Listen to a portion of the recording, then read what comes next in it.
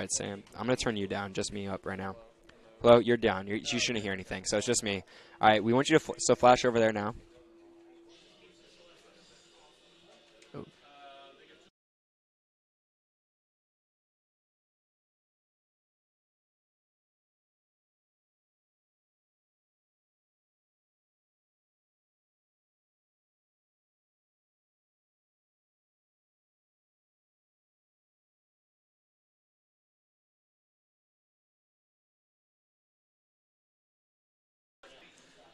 Playoff football. Win or go home. Call it what you want, but this game is gargantuan. For many of these players, it could be their last time stepping out onto the field under the Friday night lights. Everything is on the line. For the Royals, they have skidded into the postseason, losing 3 straight games to end the regular season at a 3-6 record.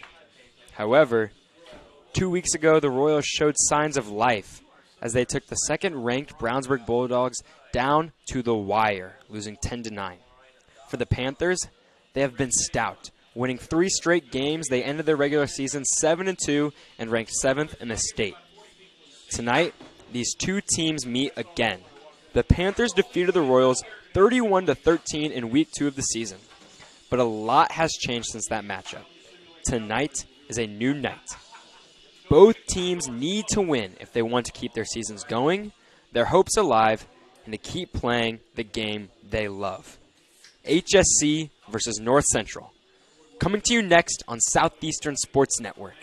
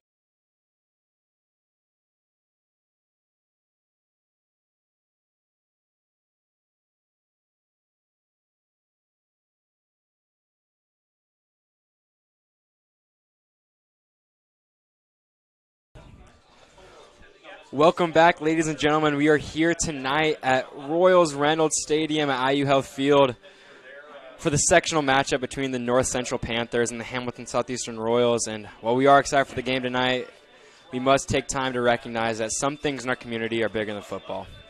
Earlier this week, our community and district lost two beloved educators. As we continue to grieve and try to understand this tragedy, Southeastern Sports Network extends our deepest thoughts and condolences to those most affected. At times like these, it is vital that our community come together with love and compassion. If you are struggling with this loss, please reach out and get the help you need. Now, with that being said, we've got a game for you tonight. The sectional matchup, as I stated, between the Southeastern Royals and the North Central Panthers. And I'm joined tonight by my friend and my colleague, Sam Smith. So, Sam, as we start to talk about this game and break it down, we've seen the Panthers before, and we lost to them earlier this season. So do you mind breaking down what we saw in that game against the Panthers and, what we have to do differently tonight so that we can come away with a victory? Well, Sam, what stood out in that game is that the Royals played a great first half. It was 14-13 all the way into the third quarter, but they did not finish strong at all. North Central actually, from the third quarter to the end of the game, scored 17 unanswered points. And the Royals really just couldn't get any first downs or big plays. And a stat to back that up is that they only had 12 first downs, and North Central had 23 that night. Finally, the Royals could not defend the screen pass, and unfortunately that issue has carried over into the rest of their season. You're right, Sam. So, that was a tough loss earlier this season, and that, as we mentioned, that was in week 2. But now we've got a different team than what North Central has seen. We've got a different quarterback. A junior, Hobson, has stepped up as Cody Sparks went down earlier this year with an injury. So as we talked to Tony Kassiri and talked about how this new team, as the team has grown throughout the year, as they have a chance tonight, what did he say that Coach Morris has been preaching to the team this week? And, what is the team mentality for such a big playoff game? Well, this week, their mentality, what I've been told, is that it's every player needs to do their job. This is the first round of sectionals. This isn't a type of game where you try to grow. You've had 9 games to get ready for the playoffs, and it's time to go out and execute now. There's nothing they're going to do tonight that they haven't seen all year. They've already played this team once, and now it's time to go out and use those 9 games that you used as practice, and now it's time to go and try to win a championship. So now, Sam, what are your 3 keys for tonight? We've seen North Central. We've seen what they can do. What is HSE, the 3 main things they've got to focus on in your mind for us to come away with a victory? Well, Sam, the defense has played well this year, but they have been on the field much too long. So my first key is they got to win the time of possession. The offense can't afford to turn the ball over and put the defense in tough spots, especially in a big game like this. And as I said earlier, the Royals did not finish against North Central in week 2, so that leads me into my second key. They got to play 4 quarters. In a game like this, one little flub up, 1 5-minute period of chaos could be the end of your season. So you got to put together a full game of football, and that's going to lead me into my third key, which is also going off of the time of possession. They cannot turn the ball over. That has been a problem. That was a problem 2 weeks ago against Brownsburg. They had the number 2 team in the state down to the wire, and turnovers, penalties, dumb mistakes like that were the difference in that 1-point loss. So they can't have that again tonight if they want to get a win. You're right, Sam, and it's going to be tough to try to limit those turnovers tonight because clearly we can see, or if you can't see at home, you might know if you've been outside at all in the last couple of hours that the weather is brutal. It's going to be cold, it's going to be windy, and it's going to be wet. And so definitely the Royals are going to have to limit those turnovers, and they're going to have to be very disciplined to do so because playing in this weather, you've got to be careful about every single thing you do on the offensive side of the ball. With that being said, going up against such a high-powered offense, North Central, a team that outscores HSE pretty handily. HSE averages about 13 points per game. North Central overs about over 30 points per game. This is going to be tough for the Royals to try and limit them tonight. And in order to limit them, they're going to have to get the turnovers. And Sam, speaking of that stat line, the score in week 2 was 31-13, so pretty consistent with that stat line. But another point I want to make is that, yes, the weather is bad tonight, but the Royals have played in this weather all season. It's just been a weird year for weather in high school football, and This is not the first time that the Royals have had to play in rain. Actually, 2 weeks ago against Brownsburg, they were in the rain. In the Mudsock game in the rain. So some of their biggest games have been in the rain. I think they're prepared for this game. I do too, Sam. I think just the environment around the school, especially talking to these players, like it just feels different for them. I think a lot of these senior players, we talked about how if this team loses tonight, unfortunately for many of these guys, it'll be their last time playing under the Friday night lights. And I think the seniors have stressed that to the team, and as you see them getting excited on the sideline, the energy just feels different. The energy just feels different tonight. Absolutely, Sam. And it's been a rough year for the Royals. There's no doubt about it. I mean, I don't think anybody thought at the beginning of the season that we would be sitting here tonight at 3-6. But then again, 2 weeks ago, they took the number 2 teams in the state all the way to the fourth quarter and only lost by a point. So I've seen a difference around the school. I just feel like there's a little bit of life in this team. They're a little bit fired up now. They know that they can play against the best in the state. And they got the number 6 Panthers here tonight. Let's see what happens.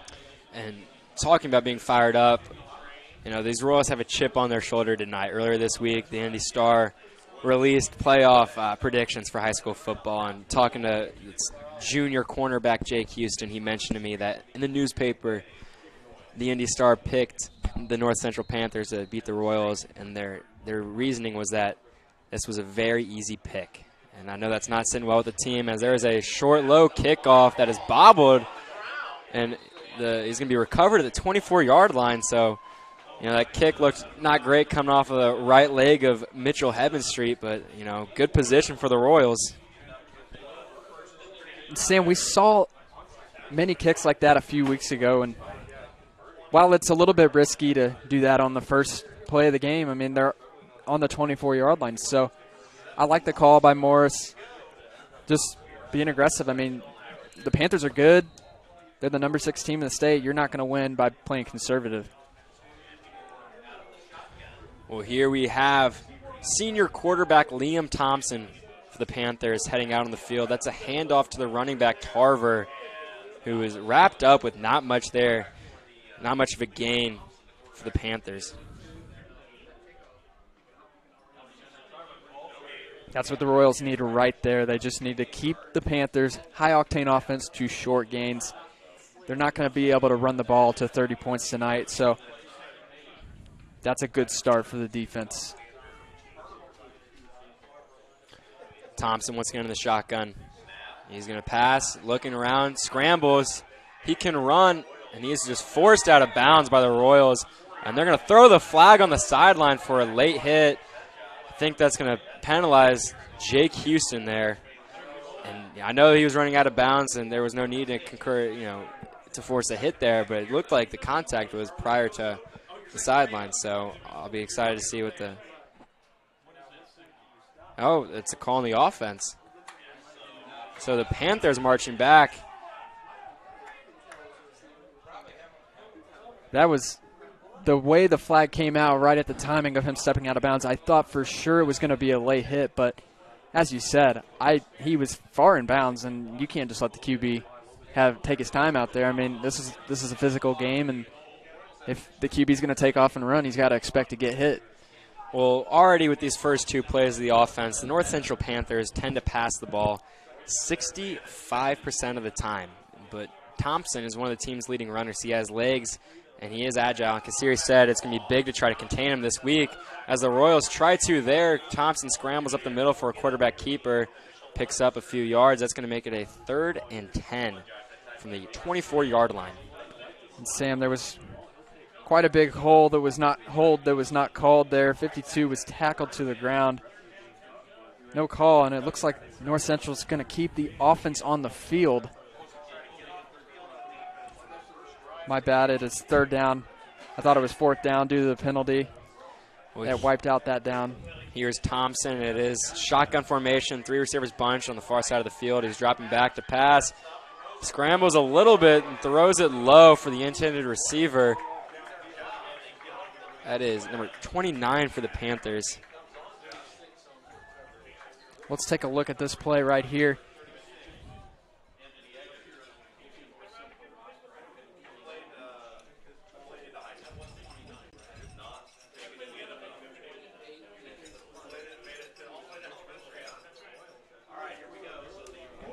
Here he was. It was a great pass rush off the edge, just forcing a bad throw from the quarterback. So now into punt, North Central.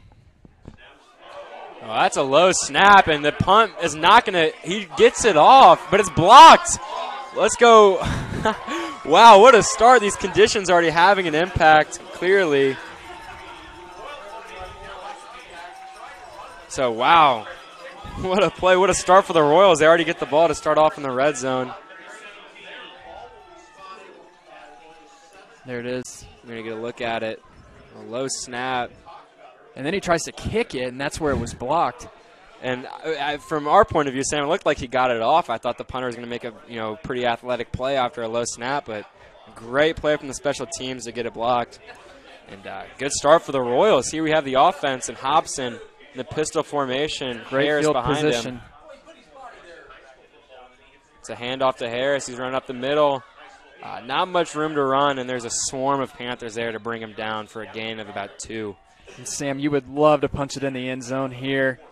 Kicking the ball away at the beginning of the game, defer into the second half, and having the ball deep in opponent territory 2 minutes into this, that's a good start. Once again, the pistol formation, only 2 receivers on the far side of the field showing a run. It is a handoff to Harris. He's got some room to run, rumbles down to the 9-yard line. It's going to make this a 3rd and short, so 2 good running plays to start this one off. And Sam, I would almost say this is 4-down territory with the conditions. You have 2 downs to get 1 yard. I think they can do it. I'm expecting a run up the middle here. Showing run again. It's a rollout pass looking for the fullback Haas, but it's an interception. Oh, tough pass. That was intended for number 87 for the Royals. That's Nate Wolf. And wow, not the mistake you like to see down in the red zone. Sam, get us a look at this one. Thought for sure they would run it. Only needed a yard to get the first down. He just underthrew the receiver. The receiver was open, just underthrew it a bit. And it looks like, honestly, a pretty good play by the defense. Rolling out to his left, that looked like it was a little bit behind the receiver as well, so that's tough there. Well, Panther ball again here at the 20-yard line. They get another shot. Thompson is going to pass it this time. It's completed out to the side, but an immediate hit from Jake Houston, who was accompanied by a few more Royals. That was complete to number 12, Richard Hamilton. And Sam, you hate to dwell on that last play, but that's the kind of play that you look back at the end of the night and say, man, we had an opportunity to get on the board first, set the tone for this game, and we came away empty-handed. Well, especially 3rd and 1. I mean, obviously you might think you want to punch it in, but this Panthers defense definitely has a lot of athletes on the defensive line as Tarver gets a big gain up the middle for the first down. But I don't dislike the play call. We've seen it go to Haas in the flat multiple times on the fullback rollout, and it's worked plenty this season. Unfortunately, just not a great decision by Hobson and a really great play from the defense. We have to commend the Panthers on that athletic play. Well, I think the play was good. The receiver was right where he needed to be. The quarterback just didn't make the throw. So I don't think it was anything with how the play was drawn up. But there's Thompson rolling out, completes a pass on the far side of the field, and a little bit of a spin move, juke move from Trayvon Elliott. And Trayvon Elliott's a great athlete. Earlier this season, we got to see a lot of Trayvon when we played the Panthers. He had over 150 receiving yards and 2 touchdowns on that one, in the night that game, Sam. So we're expecting to call his name quite a bit, even in these conditions. It's Thompson. That's a handoff and fumble to Tarver. Ball's still loose. Southeastern's got it. Southeastern's and the Royals got it. Have it. Wow. So, Sam, we have seen 3 turnovers in 4 minutes. Wow. Well, let's look at the low snap here. It looked like he initially got back on it, but I guess he never had full control. Well, it wasn't a low snap. So it's loose there. Yeah, he never. You can see the ball moving around. It looks like someone's mouthpiece flew out. Wow. And what a play for the Royals. getting it back. And this feels a lot like 2 weeks ago, Sam. A lot of turnovers in the first few minutes of this game. Little trick play action here. Oh, it looks like he's looking to throw, but no, Rhodes will end up running it out. Looked like he was looking for a pass on the far side of the field, but that's a good play to see. Excited to see it. Let's take a look at this play. A lot of trickery, which is lots of handoffs. So they're going to give it to conditions. Boysen here and run it back. And number 7 almost in the backfield. A good block. Risky block, but a good block. It's a big gain. And obviously a first down for the Royals. Well, here's Hobson going to hand it off to Harris. He rumbles forward. A lot of contact on the offensive line, but it's going to make it a 2nd and long for the Royals. Just nothing on that play. Another run up the middle. I'd like to see the playbook open up a little bit and see some more creative runs than just up the middle every time. We just saw a pretty creative run. Dangerous to go with the triple handoff play when it's raining, but definitely a good turnout for the Royals as we're now on the 33-yard line. As Hobson throws back to pass and just overthrows the receiver, DeAndre Rhodes, who was open on the near side of the field. And now, Sam, this is absolutely 3rd down territory. You're on the 33-yard line. Not saying Heaven Street doesn't have the leg to try a field goal from this far, but you have 2 downs to get 8 yards. The conditions aren't great, so 3rd down coming up here. Hobson in the pistol. Delayed handoff, and that's going backwards. So in a game like this, the coaches are going to have to weigh if they want to go with the field position battle and try to pin them deep, or if they're willing to gamble and go for it on 4th down.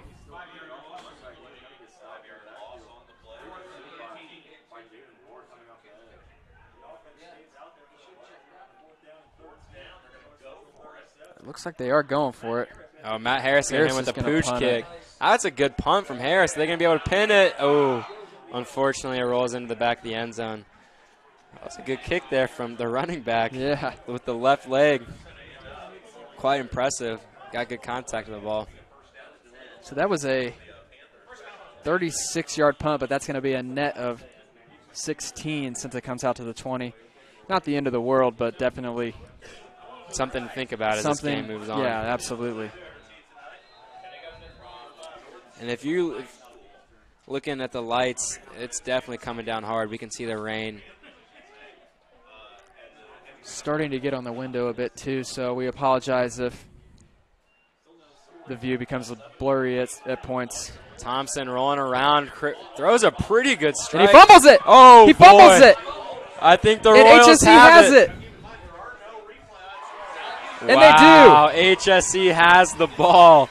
Sam, have you seen this many turnovers in such little time? I wish I could say no, but I saw it 2 weeks ago against Brownsburg, so almost the exact same way to start the game. Let's see. He catches it, yep, takes a couple steps, definitely a catch and a fumble. And when you think about fumble, it's like a 2-pronged test to determine when possession is had, and it's either 3 steps or if you make I think the terminology is a running back move, like the move of a runner. And those jukes constitute him as a runner at that point, signifying possession, which then results in the fumble. And Sam, with high school football and no instant replay, that's a judgment call right there. And he's got him. Oh, right over his hands. That's a good pass from Hobson, but just incomplete. That calls a judgment call. And in the moment, from up here, it looked like a fumble. I'm sure the referee thought the same thing, and that's why the Royals have the ball in opponent territory right now. Royals, Hobson hands the ball off out of the pistol. Harris charging forward, breaks through a leg tackle, and he advances us for a 3rd and 5 to the 20-yard line. So 3rd and 6 here from the 20-yard line. Hobson takes a snap. It's a handoff to Harris. Ooh, he inches forward. It's going to be a 4th down.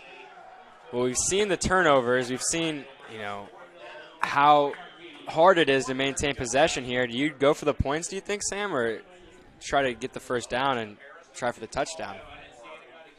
I don't see the kicker on the field, so I think it's pretty clear the Royals are going to go for it. 4th and 3 from the 16-yard line. Well, you could also try to take them off, get them off sides. It's only 4th and 3. An offsides penalty gets you a first down. Here's Harris in the famous Wildcat. He does take it. He's got blockers. He fights forward. I think he's got it. Second effort for sure from Matt Harris. He got tripped up and used his left hand to propel him forward. And it's easy to say after the play that that was the right call, but I had a feeling that it was. Even if you turn the ball over in that situation, you're inside the 20-yard line. So really low risk, high reward there, and it paid off. Well, the offense gets 4 more downs to try to punch this one in as the rain picks up.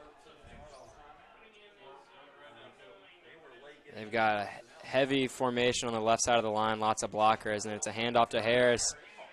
And he's got some blockers that paved the way for a gain of 4 for the Royals.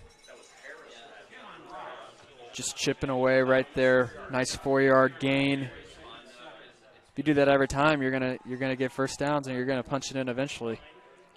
Just can't be predictable. Another handoff to Harris. They're running tough down here. Definitely depending on their workhorse. That's another good gain for a couple of yards.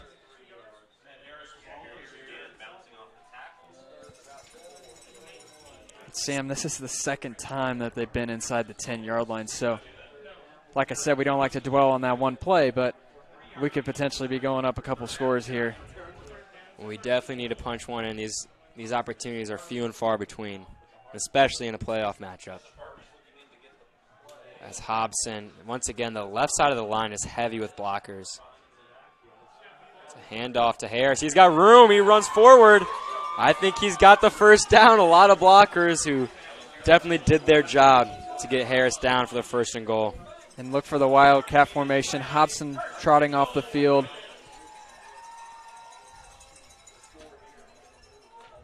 On the 2-yard line. You have 4 downs to go 2 yards.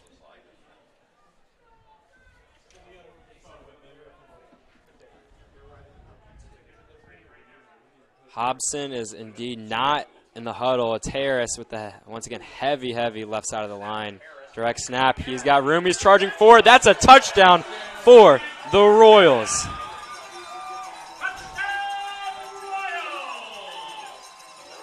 And what a great start for the Royals early in the 1st quarter here to get up on the Panthers.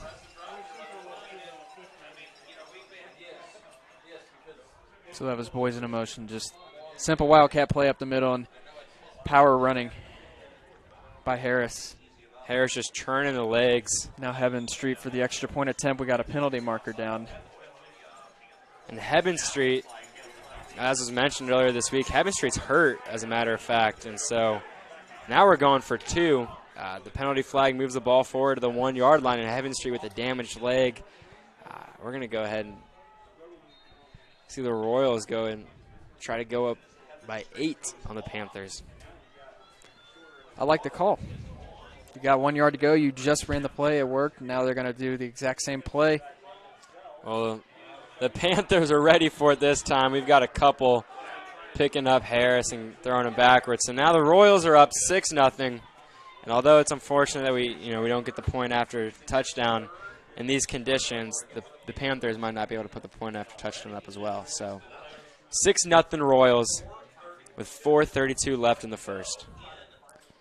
And Sam, like I said, I like the call to go for it there. You only need a yard, but you cannot be that predictable. You cannot run the same play you just ran. And when they see Harris in the Wildcat formation, they know exactly what the play is. He's going to fake it to Boysen, and he's going to run it up the middle. So while I like the aggressiveness by Coach Morris, not a fan of running the same play twice in a row.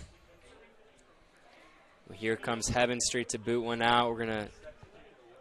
It'll be interesting to see if he decides to kick it deep or play it short. It looks like the Panthers are preparing for a short pooch kick. That middle of the field is wide open from about the 35, from about the 25 to the 45. There's no bodies at all in the middle of the field. So we'll see if Heaven Street recognizes that. They're definitely not expecting him to kick it deep. And the wind and weather aren't really permitting a deep kick, so I wouldn't be surprised if he elects not to. And he goes right up the middle. Fumbled. And that's a fumble. The Royals are excited. They think they might have possession.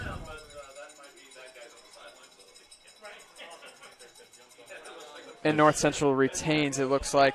So I like the play call from the special teams coordinator, because if you boot it deep pretty comfortably, the Panthers can be able to, maintain possession of the ball. But not only when you you pooch one short, it's harder to field, but there's that sense of urgency of the other team bearing down on you. Any second they could collapse on the ball.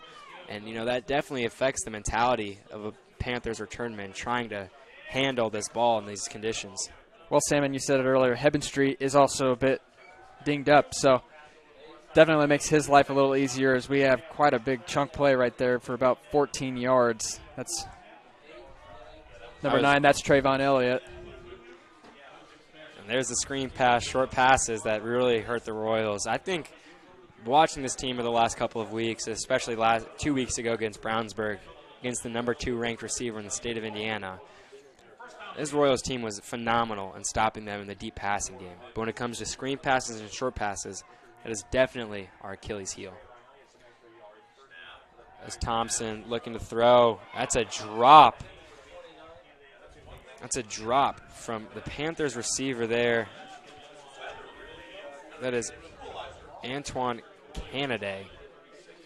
Sam, you never like to look too deep into warm-ups, because it's exactly that. It's warm-ups. But one thing I noticed watching both these teams warm up is the amount of drops. And it could be the conditions. It could be just dropping the ball. But that's obviously carried over into the game from warm-ups. So, well, Tarver there was blown up in the backfield, but strong, hard running for a big gain of about 7. That's going to make this a gain of 6. That's going to be a 3rd and 4.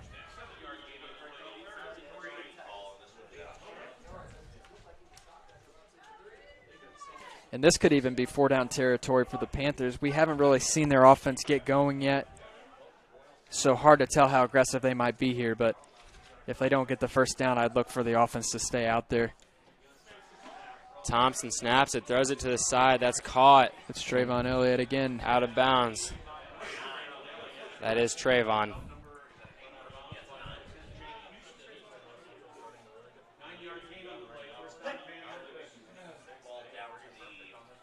So the Panthers pick up, I believe, their 2nd or 3rd first down of the night, as they got a drive on their hands.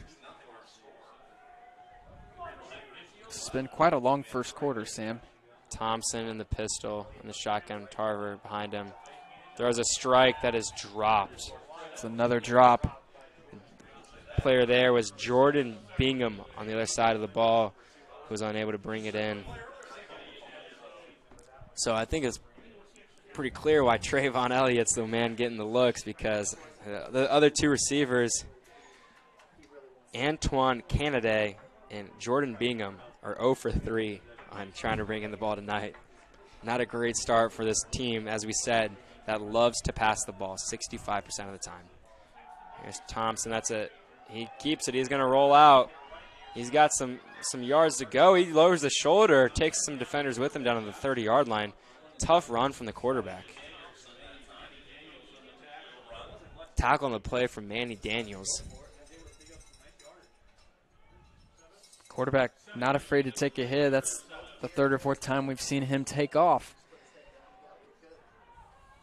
Liam Thompson's a great player, both running the ball and passing the ball. He averages 213 yards per game passing. Goodness. Oh, and wow. The broken tackles. I mean, they had Elliott. They had him stopped. And let's get another look at this. But that's just poor tackling, unfortunately, and big play from a big playmaker.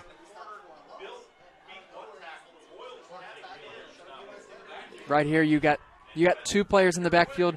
Big hit right there. Runs into his own blocker, actually. And he just gets to the outside, and he's gone. And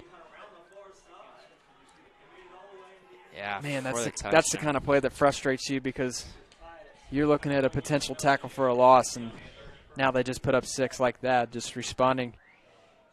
Oh, the extra point is good. The Panthers now up on the Royals. They respond on the drive following the Royals score, 7-6. And our great cameraman Matt Meyer giving you guys a view at home of just how painful it is for the players and fans in attendance to be here tonight. The weather definitely not fostering a good setting for a sectional football matchup. Sam, it seems like every game this year has been, it's just been an adventure for sure. You never know what the weather's going to be like until you show up. This is, I think, our third or fourth game that we broadcasted in the cold and rain, and a couple other games were simply in the surface of the sun, 95-degree heat. So it's, like I said earlier, it's been a down year for the weather. It seems like that's always something. That seems like I brought up weather in every game this year, but it really has had an impact on almost every football game that we broadcasted. So it's been a repetitive concept, but when it shows up every time, you got to talk about it. You're definitely right. It's something that's been definitely continuity for the Royals this season. They just have not had weather in their favor, especially at home against the Tigers. That was a rough game. The Mudsock at home, brutal weather. Similarly, as you mentioned, for the Brownsburg game, the weather was just not in our favor. And, unfortunately, tonight it isn't as well. And here's the kick for the Panthers. It's a big boot. It's going to be offsides. That's going to cause Scott Hoig to boot this one away again for the Panthers. The Royals should have a good chance to return this kick. They're kicking into the wind. That was a high kick. That wasn't a very far kick for the Panthers. Now pushing it back a couple of yards is going to give the Royals even more field to work with. Sam, I'm surprised they blew the play dead there. It might be a high school rule to blow it dead when there's offsides, but, the Royals would have appreciated that free play, you would say. Get a couple chances at a return here. Definitely, but on these kickoffs, we need to take player safety in consideration, and that's what the IHSAA's number one priority is. Sam, I don't think they moved the ball back. Did they? That's on the 40-yard line. I think that's where they kicked off the first time. Well, that's a very short kick, and it's muffed by Lance. He gets on it, and he's still going to try to move this ball forward to the 26-yard line. And we've seen some issues with the special teams, and now as the offense trots back out onto the field, we're going to give you fans at home a look at this starting Royals offense, notably led by junior quarterback Andrew Hobson, senior running back Matt Harris, who already scored earlier, senior wide receiver Jackson Lance, who has really played very well in these last couple of games. And on the offensive line, we're led by a great group of guys, notably Turner Edwards and Grant Rude. And here's Hobson. He's looking to pass. He's going deep, but not really in the field of, not really near anybody who could make a play on the ball. That looked like it was intended for DeAndre Rhodes. It's been a difficult night in the passing game so far for the Royals. I thought they threw it well a couple weeks ago against Brownsburg, and hopefully they can get back to that at some point in the game. Here's a handoff to Harris, breaking through. Ooh, that was a shoestring tackle. Looked like he might break out of that. So that's only a gain of a few, making this a 3rd and 6.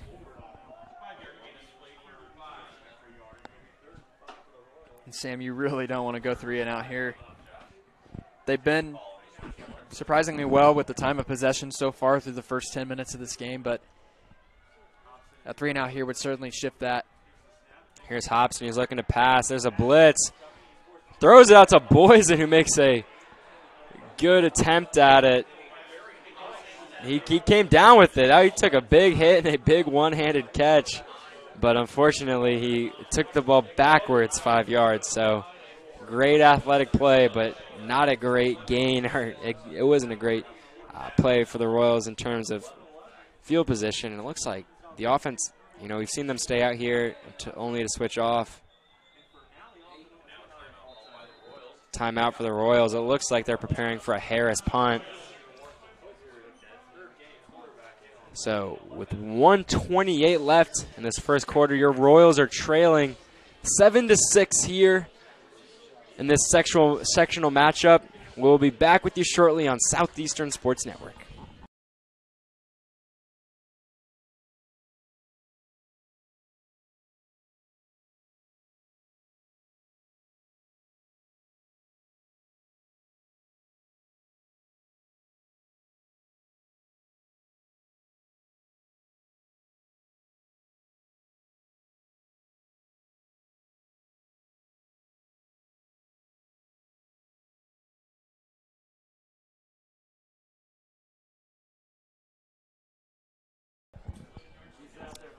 Well, welcome back to Southeastern Sports Network, your #1 source for all Royal Athletic news. We're excited for you to join us back here at the end of this first quarter as Mitchell Heavenstreet prepares to punt one away. That's a low snap.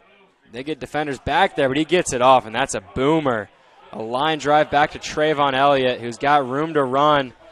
He's breaking tackles, juking. Oh, boy. He's going to take this one all the way. Trayvon Elliott with his second touchdown in 3 minutes, and that was one of the most extraordinary returns I think I've ever seen in person, Sam. Sam, yeah, definitely a good return. Oh, man. I don't know, man. That could have been a block in the back. No call. Wow. That's just an incredible athletic play and from an incredible athlete. Tyreek Hill-like, I mean, just weaving in and out of traffic, just blowing people away with their speed. And Trayvon Elliott, I mean, he already scored a touchdown earlier, making guys miss. And the dude is quick, and the dude has some moves. So, well, Trayvon Elliott, something interesting about this player is that he stands at 5'9", 160. You know, nothing is, overtly, dominating about his physical stature. 5'9", 160. Sam, he runs a 4.5 40-yard dash, and he squats over 400 pounds. That is incredible. This man, I agree, Tyreek Hill, it's just when he gets the ball in open field, you're going to have a heck of a time trying to bring him down because he is hard to catch and then hard to wrestle down. Definitely. So that's tough. Trayvon Elliott now with 12 points for his team. The Panthers lead 14-6. And a big swing of events after the Royals got off to a great start with the turnovers and momentum. Sam, if there was high school fantasy football, I would want Trayvon Elliott on my team. He would have about 20 points through the first quarter, couple touchdowns, handful of yards. That's my type of player right there. Oh, the Royals are definitely going to have to figure out how to limit that guy or keep the ball out of his hand because he's been a problem for us before, and he's been another problem tonight. The Panthers trying to get the ball into his hands in every way possible. Here, they're booting one off again. Bounces out of bounds. The Royals, that's going to come out to the 40-yard line, I believe, 35 or 40-yard line to give the Royals some good field position as they, if they want to hang in this thing and hang tough with the Panthers, a score here would greatly help their cause. You certainly don't want this team to get comfortable with the lead because we saw in week 2 the game was close, and as soon as North Central took the slightest of leads, they took off and just blew the Royals out with 17 unanswered in the second half. Yeah. Well, unfortunately, because of turbulence earlier in the game, we never got a chance to address the lineups because it seemed like the ball was getting turned over back and forth. So now we're going to get a quick look at the North Central Panthers defense. They're led by linebacker senior Devontae Moore.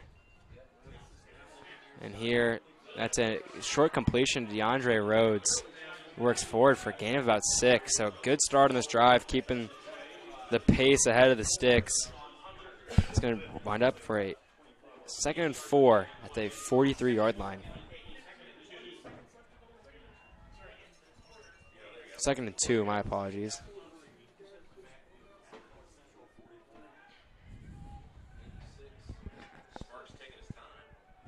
Hobson in the pistol formation.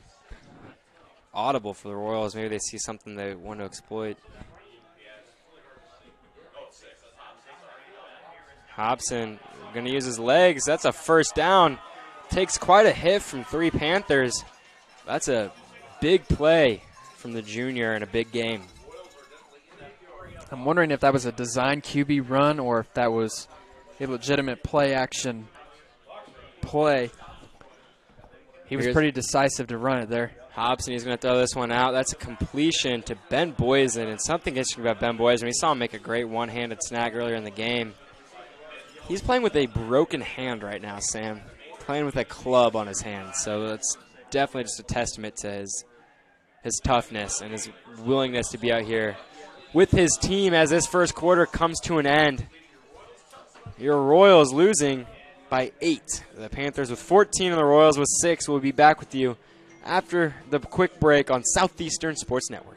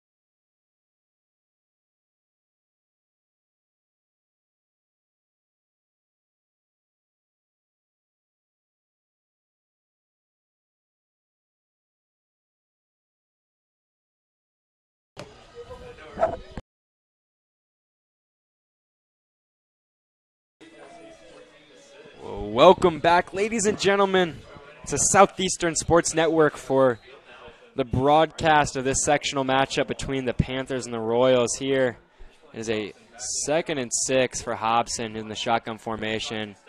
Throws one deep, wide open. Matt Harris, who makes a big catch. And what a play, what a delivery from Hobson, and a big play from Harris, who is the running back. Let's take another look at this one.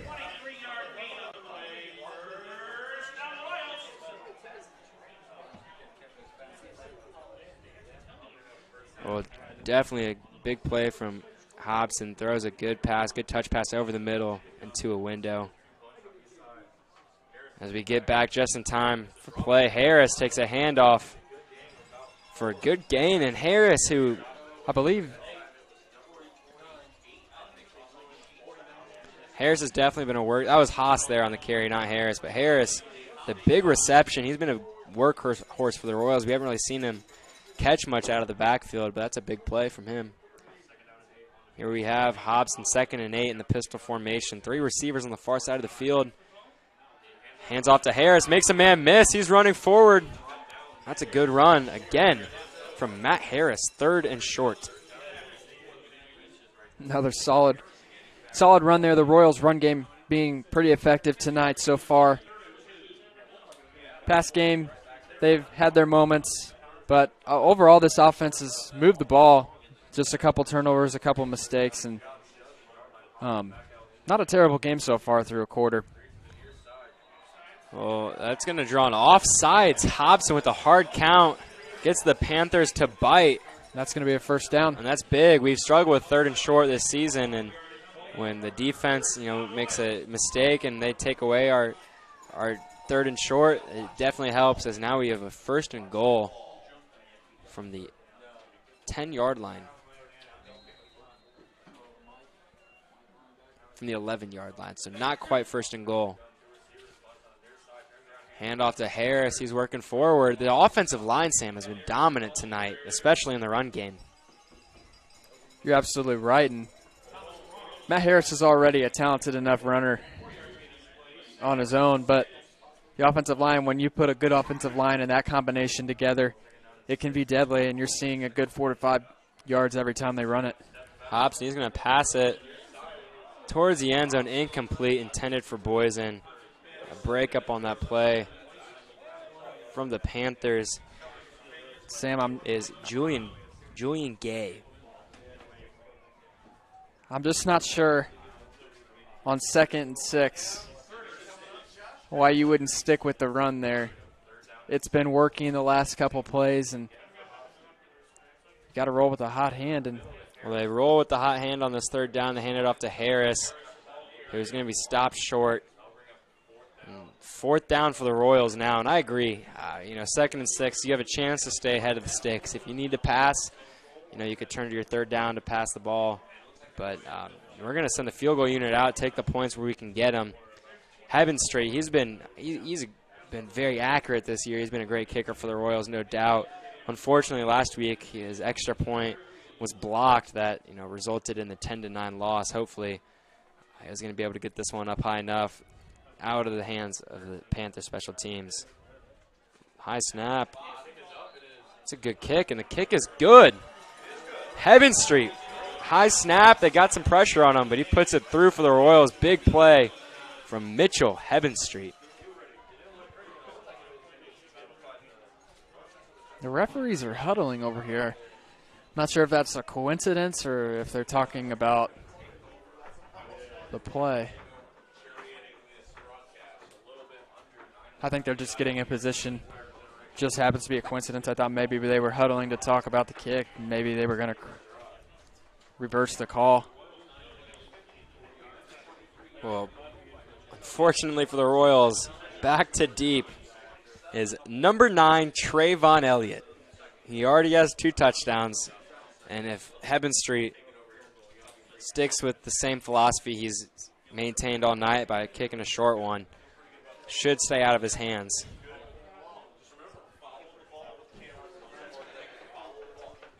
I like taking the points there. You've already left a point off the board going for 2, and you just don't know how many opportunities you're going to get to put points on the board, and certainly 9 is better than 6, and the way we've been on short down situations, it would have been a pretty risky call there to go for it. So Coach Morris, credit him with the call there. It's a 5-point game rather than an 8-point game. So Heavenstreet, another low kick. This one's going to be hard to gain possession of. It runs into his own player, and wow, ferociously thrown backwards. That was number 7, Isaac Abeo, with a big hit, definitely getting some momentum for the Royals. And now we're going to go ahead and take a look at the North Central Panthers offensive unit as they trot out onto the field. Like we said, we weren't able to get a good look at this unit earlier in the game because of the turnovers. This team, as you've probably noticed at home, led by Liam Thompson, he's a senior quarterback who's been making great plays. The senior running back, Alexander Tarver, and the senior receiver, Trayvon Elliott, headline this unit as the Panthers in the spread formation showing pass. And they do indeed throw the ball to Thompson. Lots of pressure. That's a huge sack from Evan Lance. Gesturing towards the crowd, trying to get some energy. Big play for the Royals. let's get another look at this.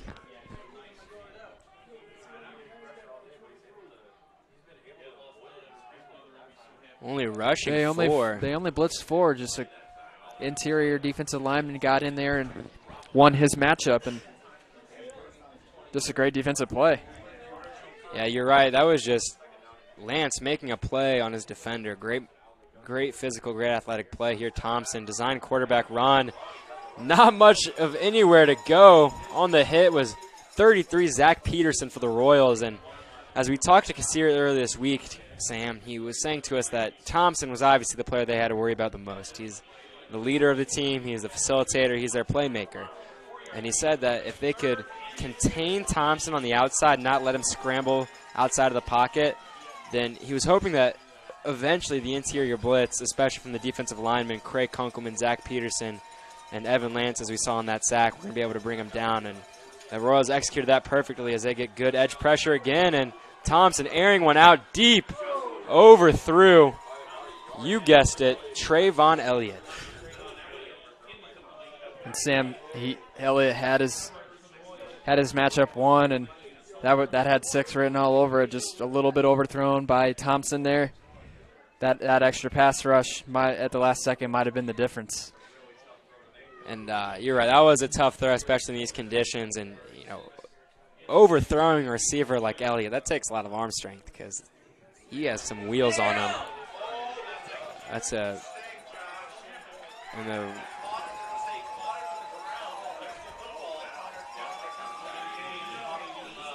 the punter, when he grabbed the ball, his knee was on the ground.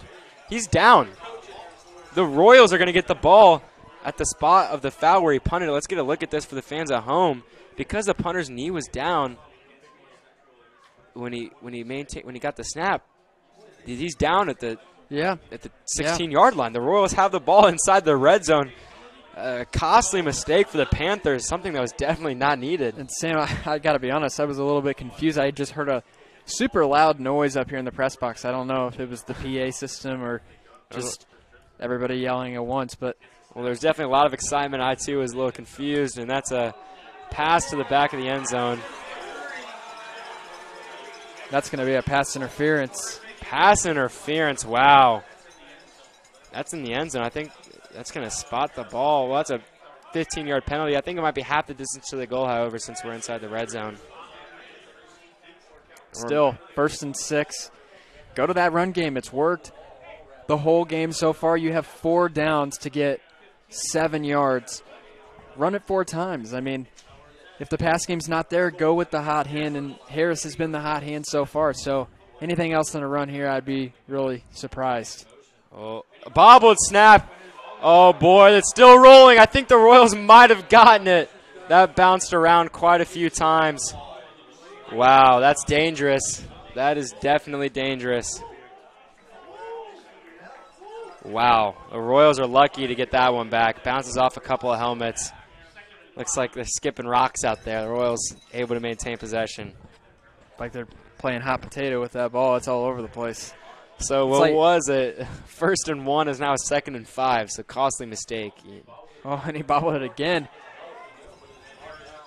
Sam, it's like one of those, I don't know if you ever played baseball, but there's these little balls you could buy, and when it bounces around, it bounces all over the place.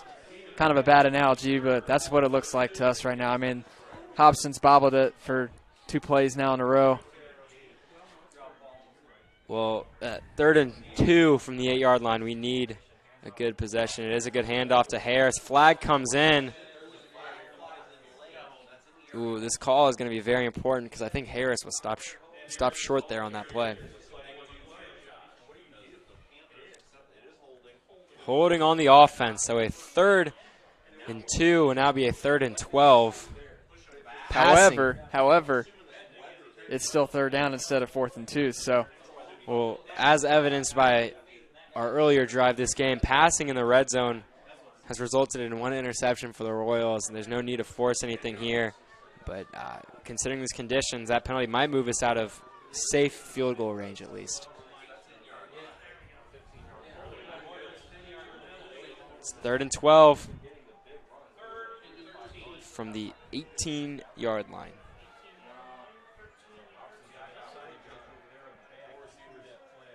Hobson, he's going to pass. No, it's a delayed handoff to Harris. Wow. So we're back now to the 22-yard line.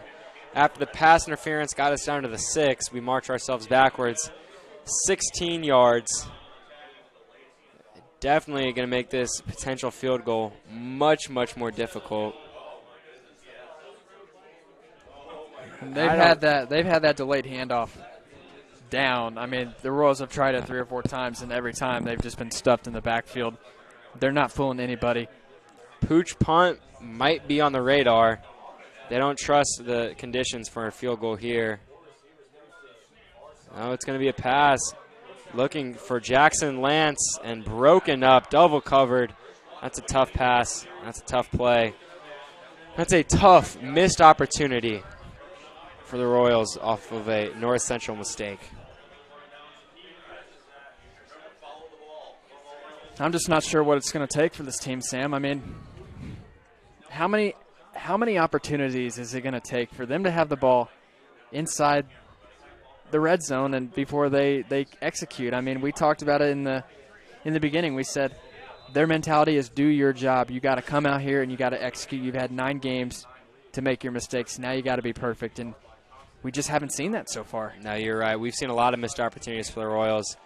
A few Panthers mistakes have really allowed them to hang right there neck and neck, and if the Royals are able to capitalize on those opportunities, the early turnover that got the Royals down in the red zone where we turned the ball over, the fumble that got the Royals to put our points on the board earlier in this game.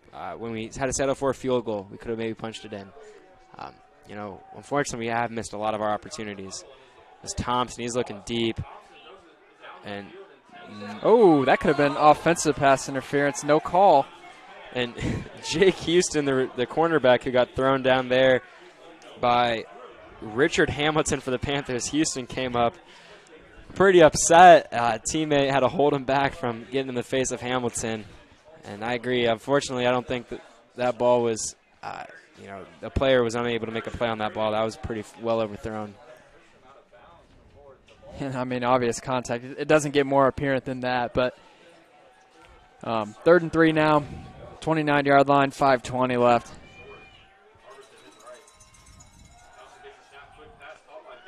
Oh, Bingham catches the pass. He's able to get forward for a first down. There's a lot of pressure, a lot of blitz there. Just a good play from the receiver. And Sam, what I was going to say earlier is, yeah, they've missed out on their opportunities, but it is only a 5-point game, and when you consider when the Royals have made the amount of mistakes that they have made and you're still only down 5 points, that's got to be something that you are happy with going into the locker room in about 5 minutes. Tarver ripped down by Evan Lance. Big play from Lance. He's had a great year. The junior defensive lineman has definitely been a leader on the field, both in his play and in his work ethic and the way that he gets along with these guys.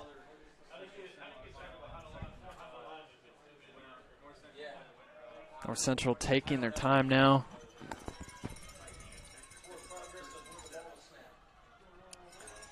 Second and 10. Thompson, he's going to pass it.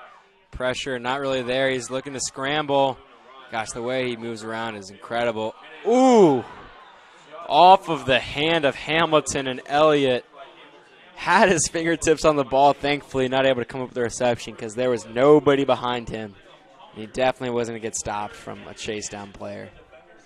Extremely athletic play by Thompson. I mean, he had rush from all sides, able to take off running and just completely shift his weight and get off a quick throw and almost complete the pass. Impressive stuff right there. Thompson, definitely a great player. Talking to some defensive players this week, they said that what stood out to them most about Thompson when they met earlier this season was his accuracy. They said that he could put the ball on a pin. It is absolute laser, and we've seen that on display tonight as he rolls out looking for a pass down the field. Pass to the markers, complete to Bingham, who is there on the reception. And North Central starting to consistently move the football. Well, with 4 minutes left in this quarter, the Royals cannot afford to let up any more points. Now, if you get the ball back and you can score, you get the ball back at halftime, so you could go 2 for 1. I mean, that's obviously considering everything goes as planned, which it hasn't tonight, but always a possibility. Well, Tarver, he's got blockers. He's got room to run the flags out. Obvious holding call there. Ref saw it. We're coming back. Tarver with a big run, tackle on the play by John McCall. Rain seems to have let up a little bit. No, that's a hold and coming back, and that was a big play wiped off from the offensive line mistake.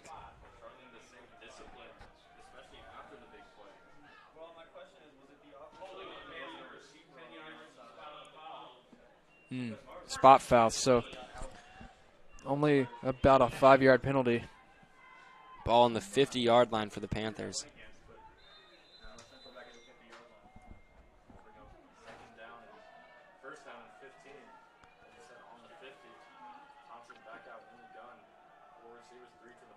Thompson in the shotgun takes a snap. It's a QB run all the way.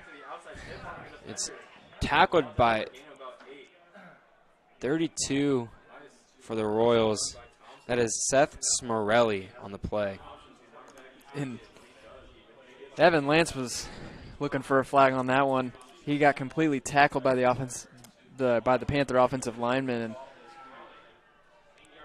just ref didn't see it. Royals appear to be rushing 4. They do. And wow, what a strike from Liam Thompson down the field for a big play to number 29 for the Panthers. That is Antoine Canaday.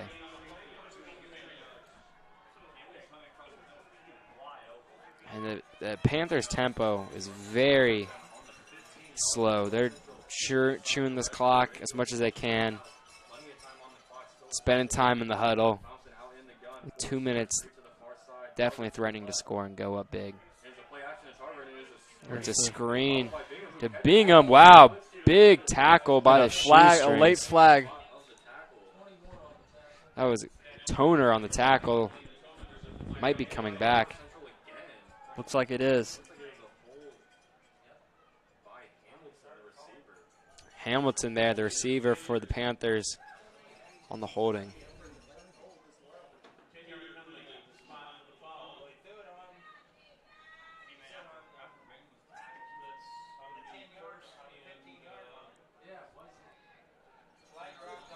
So just over 2 minutes remaining in this first half.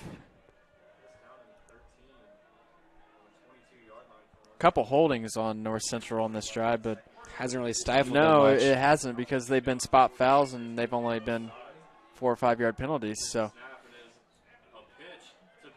pitch there to Bingham. Now that was a Short very gain. interesting play call, because he had a running back to hit the right of him, which typically is where the quarterback would toss it off to, but he actually tossed it inside. That's not what I was expecting to see there, but caught me off guard a little bit. I'm sure some of the players were caught off, but great tackling right there. 2nd and 14. A little bit over 1:40 left in this half of play. If the Royals can come out of here and force a Panthers field goal, they've got to feel pretty good. It's Thompson. We know his playmaking ability. He's going to pass it, and it's dropped. Another drop from Antoine Canaday. That's got to be his 3rd drop tonight. Sam, like I said earlier, there was a lot of drops in the pregame, and it's obviously carried over into the big stage here, and you can blame the conditions. You cannot blame the conditions. It's the same for everybody, and reality is those plays can be the difference in a playoff game. Well, timeout by the Panthers, and 1:30 left. This game is getting a little bit more intense, as the Panthers have a real chance to, you hate to say it this early, but really make it very, very difficult for the Royals to come back. If they go up 21-9 potentially before we go into the half, trying to get 12 points on this team in one half of play in some rainy, cold conditions is going to be tough.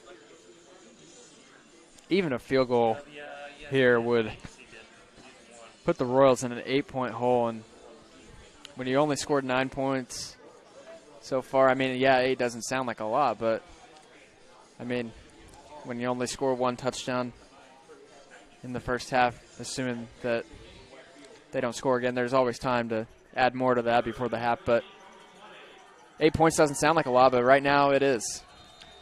Well, it keeps it as a 1-possession game, which has to be priority number 1 for the Royals to sneak out of here. Only down by 1 possession. Thompson drops back to pass. Lots of pressure. Decides not to scramble. He throws a strike. That's a touchdown to Antoine Canaday. Wow. Throw on the run. That was a big, big play from Thompson.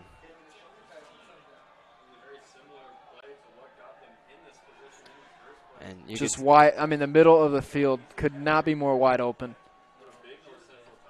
It could not be more wide open. Easy. And the linebacker is there on that play blitz. That was a big blitz for the Royals, I think they sent 7 there. In the middle, like you said, it was just completely wide open. And, wow, what a strike, too. Just working up in the pocket, throwing on the run, delivers a laser. That's disheartening for the Royals. Down by 12 in the first round of the sectional. First half coming to an end. The Royals, you think they might need a if you're the Royals, do you try to put up another score before the half, or fear that you might turn the ball over too close to your own end zone? Well, I think you got to try to score. I mean, there's just as good a chance that you turn it over running the football as there is throwing the football with the ball being wet. So the only thing you really could do is take a knee, and I certainly wouldn't feel comfortable with that. You got to try to score here. I mean, you're down 11. Like I said, you're not going to win playing conservative football. You got to. This is a good opportunity. This could get the Royals back in the game if they can put something on the board here, and then get the ball outside out of the locker room and score again. If they could go 2 for 1 here, all of a sudden they're right back in it. Well, for these Royals, against the Panthers in our first matchup, this is a squib quick there. That's going to be hard to field. It is fielded successfully. He's got some room to run on the outside. That's on the return there. I think that was 36, Anthony Eggers, the linebacker there on the return. But as I was saying, is that in their first matchup, the Royals allowed 14 points to the Panthers in the first half and 17 points to the Panthers in the second half, for a total of 31 points allowed. Well, right now in this first half, the Royals have allowed 21 points. And while 7 of those did come on a special teams return, that is not a good sight to see in terms of trying to limit this high-octane offense. Hobson, quick throw to Boysen. Boysen decides to stay in bounds. Clock will roll. That's a gain of 6 for the Royals. It looks like the Royals are going to be in attack mode here. And the thing I have noticed is the hurry-up offense has actually been effective tonight. Let's see if they look to that the rest of the game. Obviously, they're going to do it here. Hobson, he's looking for Lance. Throws it over him and behind him. Couldn't really make a play there on that one. And Hobson, his accuracy when we watched him last week against Brownsburg was pretty solid, but he's definitely missed a couple throws tonight. Yeah, for sure. A couple overthrows and that critical underthrow that led to the interception in the red zone. 3rd and 4. It's a pass to Jackson Lance. He gets the first down. The clock will stop after that first down. Royals get a chance to line up. A good play to keep it going. That's Lance's first reception tonight. I'm sure the offense is looking to get him involved in more ways if they can. He's going to pass it. Same exact play to Jackson Lance. Gains some yards out of bounds. It's a solid gain of 9 for the Royals. Keeps the ball moving, but the clock is stopped. Sam, the Royals love to run the same play over and over.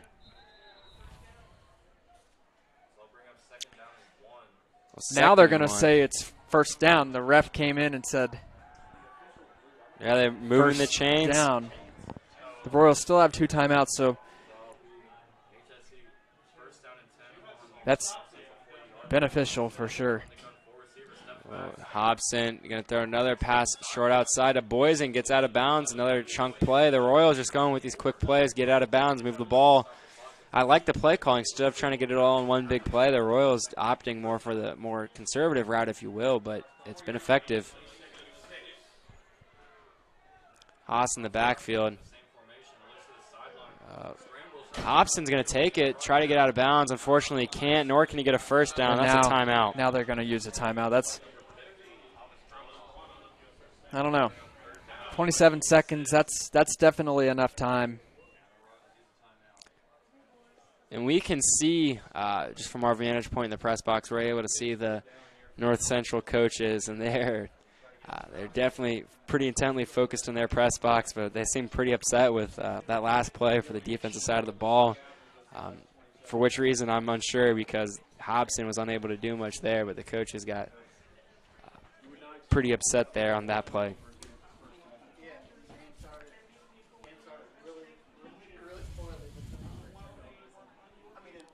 The Royals, you gotta wonder what Coach Morris is saying to the boys right now. 27 seconds left, down by 12. Just gotta tell them, like we said, do their job. Get the ball into a position where we can put Heaven Street out on the field to give it a real chance of going in.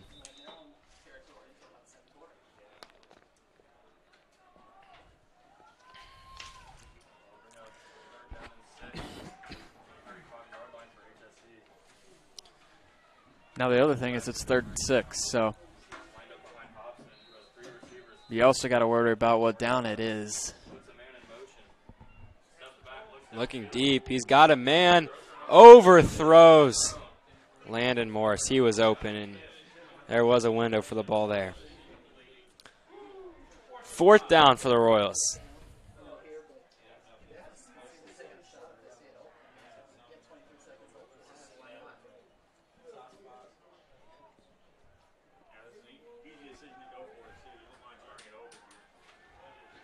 Hobson in the pistol. Royals running a bunch formation, 2 receivers on both sides of the field. That's a completion. 1st down. Is that to Lance? It is. Now the clock stops. Are they going to use a timeout or not? I don't think you should here, but they're going to spike it. Yes, they do. Good call from Hobson. 25-yard line, the Royals. You'd think if they could get another 1st down in the next 10 seconds, use the timeout, they could get a realistic field goal chance for Heaven Street. And like you said, this up-tempo offense has been effective earlier in the game, and now, I mean, when you're in your 2-minute offense, it's been very effective. So potentially something the Royals trend towards in the second half.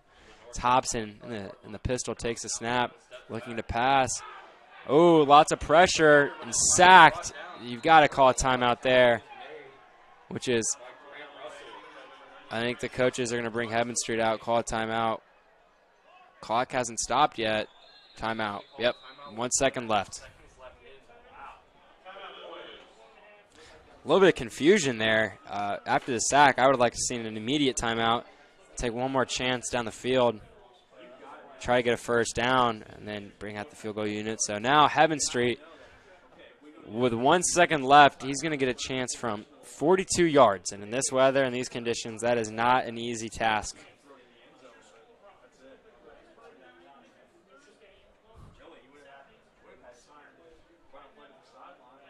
I'm not 100% sure that they are going to kick it. I see a lot of offensive players in that huddle down there. Well, then it wouldn't make sense. It wouldn't make sense to do anything other than kick it. I mean, yeah. A Hail Mary really. What are the percentages on that? Not good. You're not going to punt it with 1 second left, and we have we have an asset as a kicker. Yeah. So give him a chance. I mean, Heaven Street's definitely been one of the most. Worst case scenario is he misses a field goal, but it's your best. You got to play the percentages here, and that's your best option.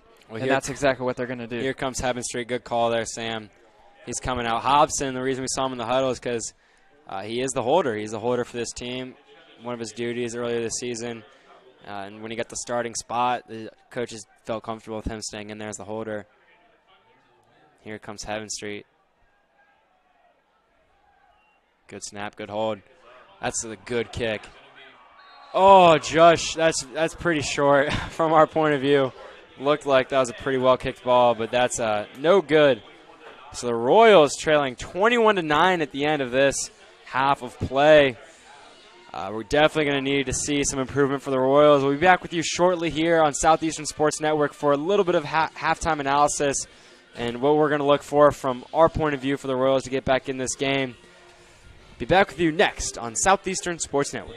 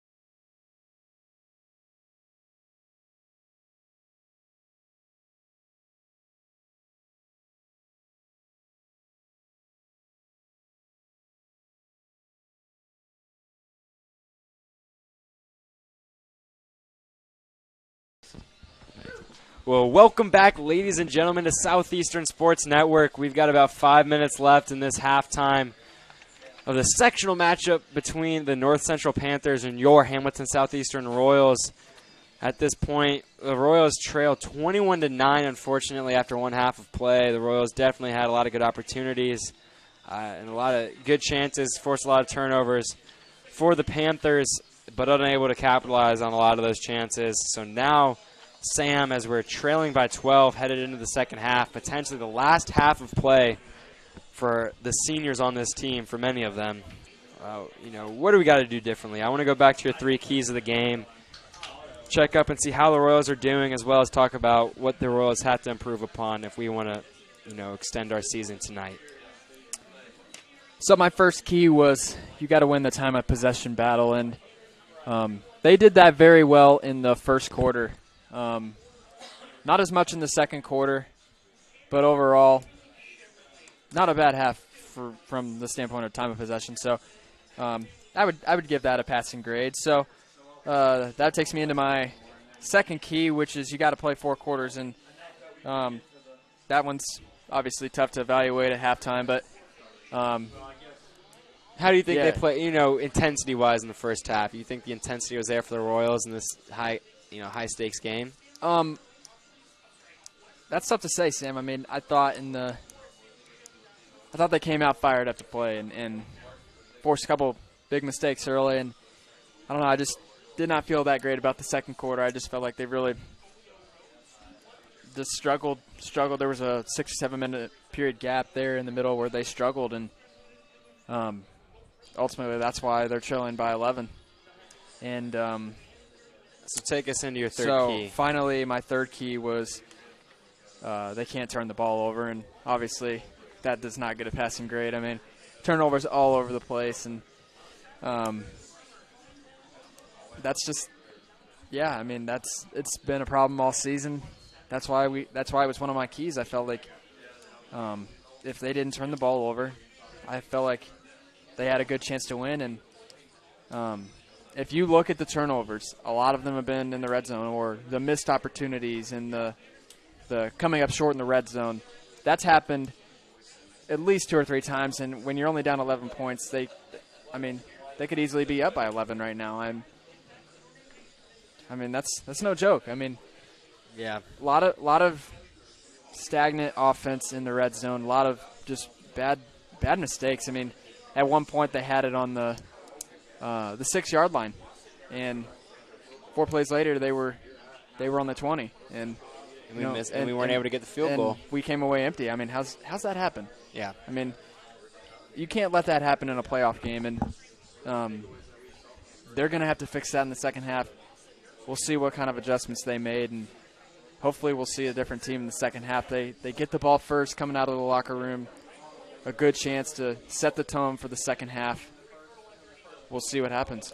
So now we just walked through your 3 keys to the game. If we can refine those and tweak them a little bit, what are your 3 keys now for this second half of play? Is there anything you'd like to see specifically on the offensive, defensive side of the ball, and then just overall for the whole team, what they've got to do if they want to complete this comeback? North Central, it's a great team, a high-powered team, and 7th in the state, average around 31 points a game. What do the Royals have to do to limit that? I'm going to keep the one key of you can't turn the ball over, because that's always relevant, regardless of whether they've done a good job or not. They can't turn the ball over in the second half, especially down 11 points. It's probably more relevant now than it was at the beginning of the game. The second one I'm going to go to is I need to see an up-tempo offense. We saw them go to that a couple times in the first half, and it really worked. I mean, they were moving the ball, especially at the end of the first half, and I think that is the key. That is the key to getting back in this game. You've got to play quick. Don't give North Central time to catch their breath. Don't give them time to get organized. Pound the rock, go down the field, score some points. Don't take any time off the clock, and let your defense make some plays. And trying to think of a third key for the second half. I mean, yeah, you want to play 4 quarters, but that obviously that's also relevant regardless. I think So- to help you out, Sam, I'd say I agree with your first two keys 100%. You can't turn the ball over. You got the up-tempo offense has worked. My third key of the game is stop big plays, which means stop Trayvon Elliott. I mean, think about the Panthers have scored 21 points, and one of those touchdowns was a good methodical drive for Liam Thompson through a strike to Canada, and it was great. It was a good offensive play. It was a good drive. Think about the other 14. A punt return touchdown from Trayvon Elliott, in which he broke maybe 4 or 5 tackles. What's the other touchdown? The screen pass, or the end around rather, to Trayvon Elliott, where he broke broken tackles, like 3 to 5 tackles. And so it's the big plays. If the Royals can stop big plays, they can stop Trayvon Elliott, which isn't an easy order. And if this team was unfortunately unable to do so, I don't think a lot of blame can be assessed to this defense so much as just it's a kudos to a great player. Mm-hmm. But that's what you're going to have to do if you want to come out of this. If the Royals are going to come back, they're going to have to do so with a lot of good offense and a lot of good defense. And good defense means not allowing big plays and not missing tackles, not making mistakes. And that's just the way it is. Absolutely. And the first thing they got to do, I've already said this, but they got to score right away. And you got what they can't have happen, and what could very well happen is you can't go out there, go 3 and out on the first possession, turn around, punt the ball away, and then have them score, and then you're down 18 points. You can't. You're already in an 11-point hole here. You don't want that hole to be any bigger. 12 points. Pardon. Yeah, you're right. Definitely right there, Sam. And so we got about 2 minutes until kickoff. If you're Coach Morris, Sam, what do you tell you? What have you just told your guys in the locker room? What is your message to this team if you're Coach Morris coming into the second half? Well, my message would be that, hey, they're the 6th best team in the state, and I'm not even sure what we are. Let's see. We're the 37th best team in the state. They're actually the 7th best team in the state. They're 30 ranks higher than us, yet we stuck with them the entire first quarter. We stuck with them the entire first half of week 2. We can play with this team, and yeah, they might have a couple big playmakers like Trayvon Elliott and Liam Thompson, but I mean, we've proven for 3 quarters that 3 quarters out of 8 this season that we can play with this team, and it's the sectional game. You've had 9 games to get ready for this. It's now or never. If they don't show something here, their season's over. It's as simple as that. I mean, you're down 12 points. Good is not going to be good enough. You've got to be great. You're right, Sam. I like that. Good is not good enough. You have to be great. Well, hopefully we can see a great Royals team come out in this second half. We've got about 50 seconds left until kickoff. We'll get back with you shortly on Southeastern Sports Network for your second half of high school sectional football.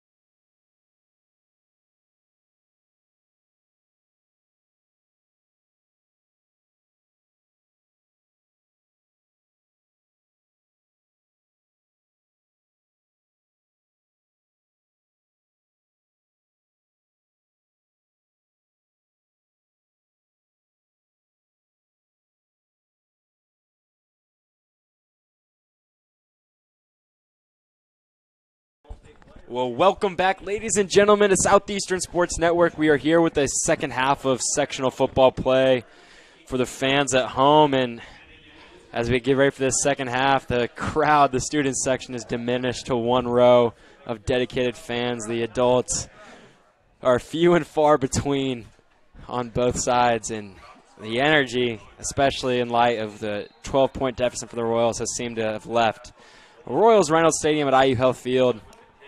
And there's a squib low kick to get the second half started.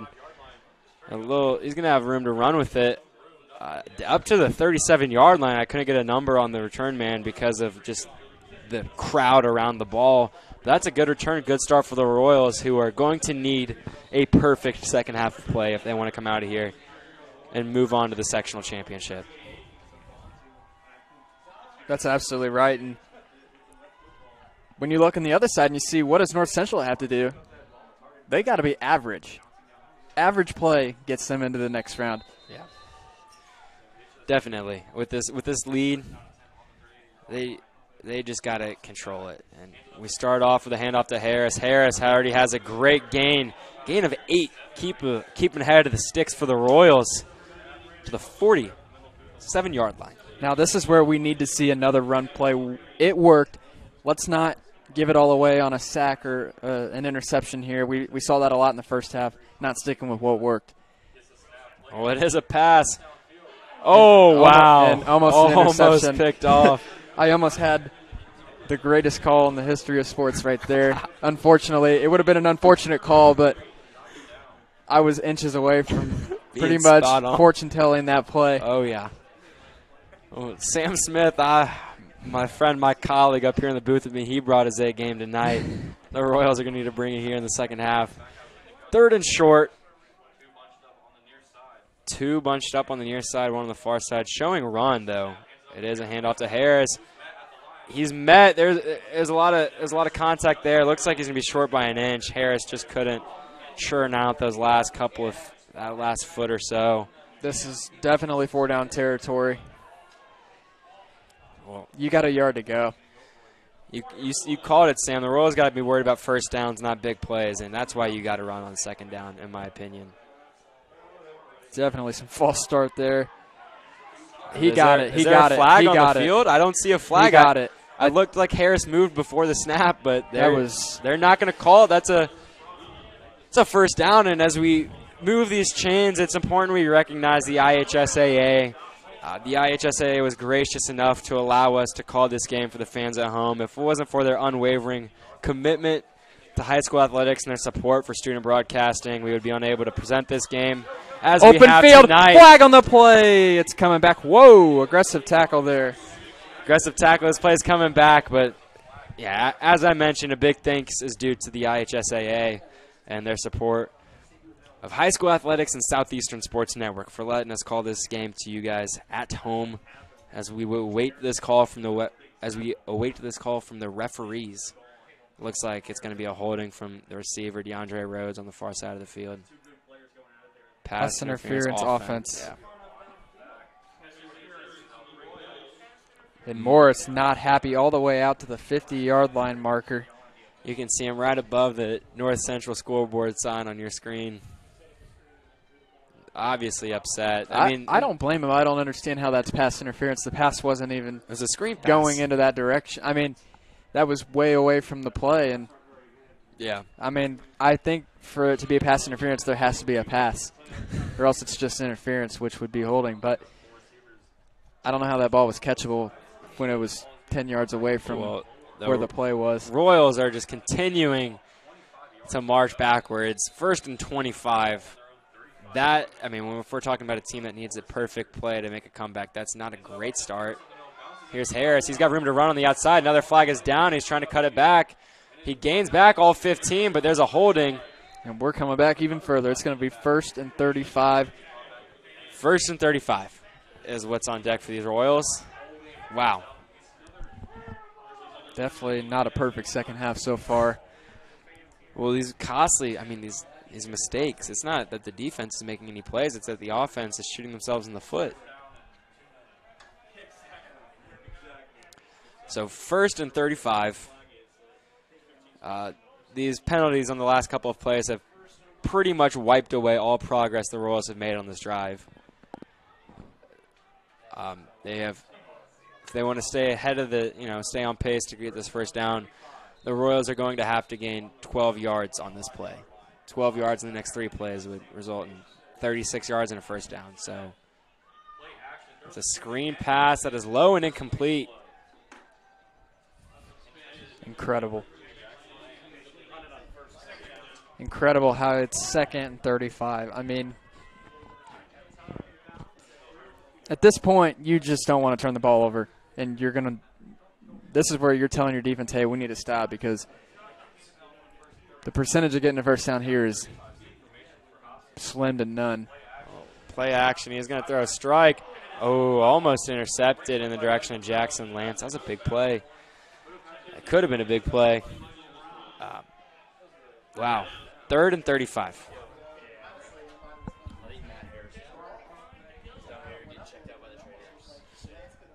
Notable as the Royals attempt this long 3rd down is that Matt Harris currently is sitting on the bench. He's not in the game, getting checked out by the trainers. So that makes sophomore fullback Nate Haas your starting running back right now for the Royals.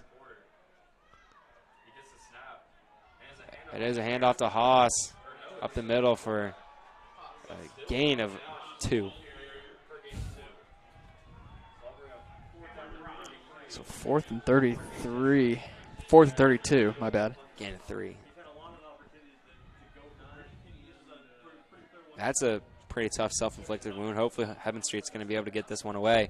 Remember, Trayvon Elliott returned it earlier in this game. Low punt. Hopefully it gets a Royals bounce. It does indeed. Down to the 30-yard line.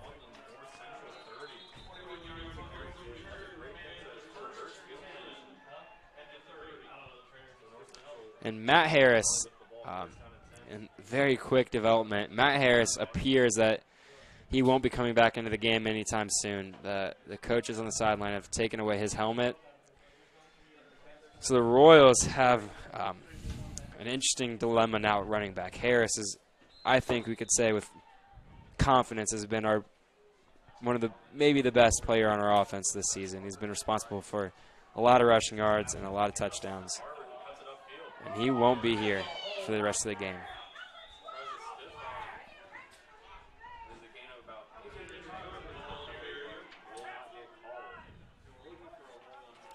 Just grinding away at it. 8 yards.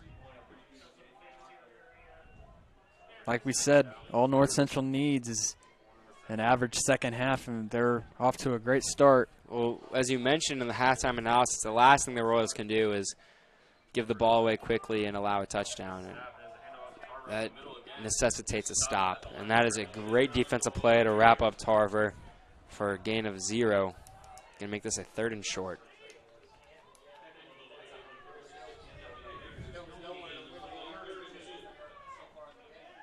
They're just taking their sweet time. And a team that puts up so many points, their tempo is very slow and methodical. Kind of reminds you of how the Colts used to work their offense back in the day. Very slow, methodical plays, and a big. Looks like they get him from Isaac Abeyo. Was the first defender there. That's a stop, and the Royals are going to get this one back. Let's take another look at that one.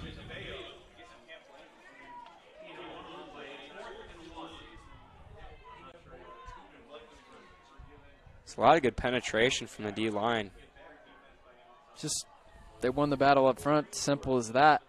Got in the backfield, got the stop. That's what the Royals need right there. Defense doing their job. Now they need the offense to come through for them. That was a great snap there. Punter, wow, got away. Great kick. Eggers doesn't even have a chance at it. The ball goes right out of bounds. A lot of hang time on it, but went out of bounds right around the 38-yard line. So that's a net of about 32 yards. Fans are booing here. Unfortunately, not the good sportsmanship that we support at Southeastern Sports Network and is what the IHSAA fosters. Fans pretty riled up. A lot of crowd noise flooding into the press box right now. And Sam, we cannot forget that these are high school kids who are simply playing the game they love, putting the best effort forward, and just disappointing to see. But well, there's a big play, first down. Nothing you can do about it. So Hobson to Morris. It's a first down, 1st and 10. Hobson dropping back to pass. Lots of pressure. He works forward, and it's a fumble. It's an interception. Wow. Wow. That's a tough play. Hobson did a great job. Holding his forearm. Hobson did a great job climbing the pocket. There's a flag on the play, but I think this turnover is going to stand. Just not enough time to throw. Watch. I think that's 50 on the edge. I mean, he was there the whole way. And Hobson bought him an extra second or so by stepping up in the pocket, but just not enough time to get that pass off. The penalty is on the Royals, unfortunately, on sportsmanlike conduct. Obviously, Royals getting frustrated here as their season is ticking away. Players, obviously, their emotions getting the best of them. And great field position for the Panthers.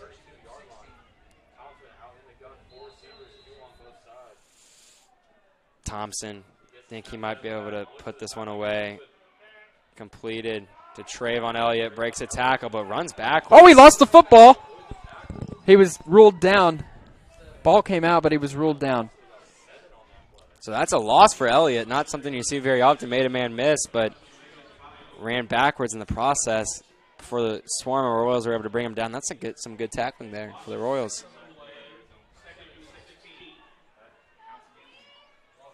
Thompson in the shotgun spread formation for the Panthers. He's going to pass. Not a lot of pressure. He's got time. Throws a strike. Completed to Canada. It's first down. And Thompson is he coming off the field? No, just talking to his coach. Thompson's a good player. That was a good pass. Yeah, absolutely. I mean, he's just, for a high school quarterback, he is above average for sure. Met at the line of scrimmage there. Big play from Abeo. Tarver, a player who rushed for 154 yards and 2 touchdowns against the Royals earlier this season, has had himself a quiet night for the most part. Well, I will say the Royals' run defense has been pretty good. But North Central's recognized that, and they've gone to the pass. And that's why Tarver's not getting the carries they normally would. But lots of pressure. Kunkelman trying to bring down Thompson, unable to. Throws a strike that's intercepted. John McCall, the sophomore, makes a huge play. Wow. The pressure from Kunkelman forced a bad pass. Sam, let's take another look at this. Well, even though it was an interception, I want to comment how athletic of a play this is. I mean, Thompson just completely chased. Somehow got the throw off but threw across his body, which is a big, well-known mistake that quarterbacks cannot make. And for the Royals, they get a chance, you know. They had an unfortunate interception, but the defense forces another turnover. Defense doing their job thus far with a 3-and-out and a turnover in the second half of the offense. They've got to help out their defense. They've got to help them out. Hobson. Handoff to Harris. Harris is back in the game. So injury was either not long-lived or he's toughing it out.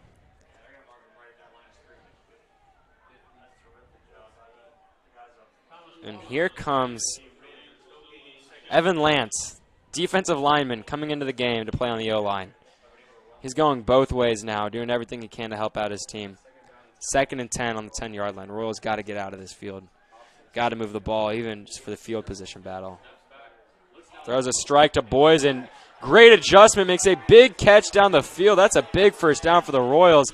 Boysen, great body adjustment. And this is where I want to see the up-tempo offense. Doesn't look like they're in too much of a hurry, but look, North Central now has time to make substitutions.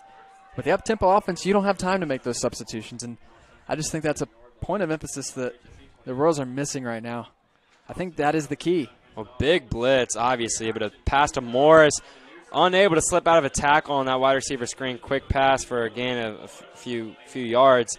The Panthers have done a lot of blitzing tonight, a lot of delayed blitzing, and I mean, it was obviously evidence on the turnover on the last drive, but Hobson has got, I mean, he's had to get the ball out of his hand as quick as possible this evening, and those big plays down the field haven't been able to develop, and that's what we're going to need if we want to get back in this game.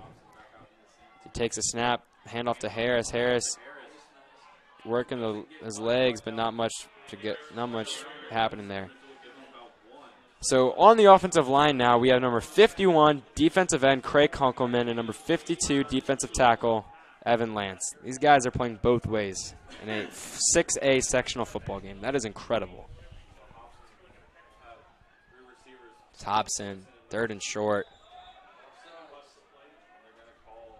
Offsides on North Central. That's a first down.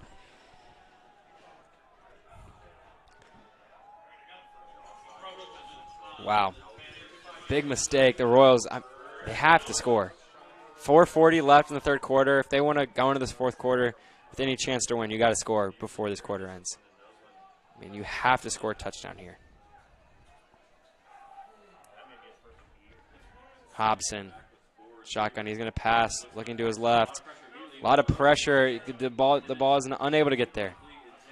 He picks himself up off the ground. The pressure doesn't even allow the ball to get to Lance.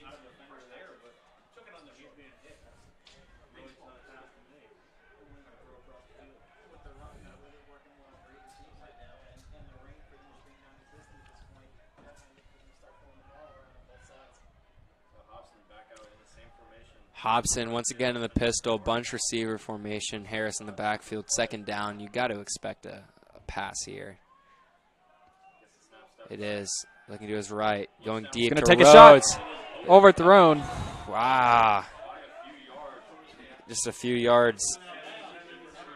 A little bit of contact between the wide receiver and the cornerback off the line.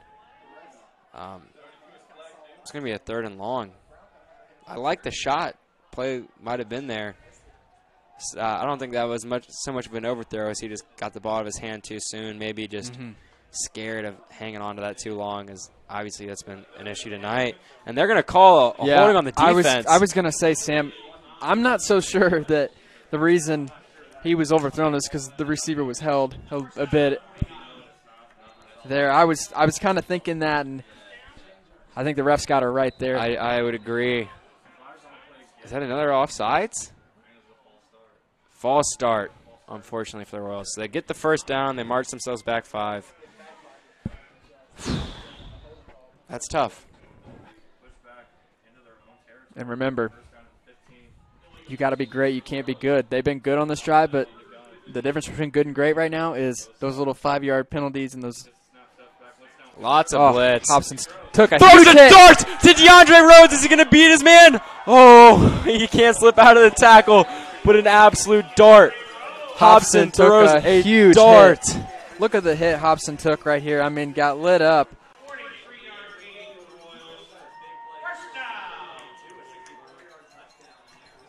Well, we're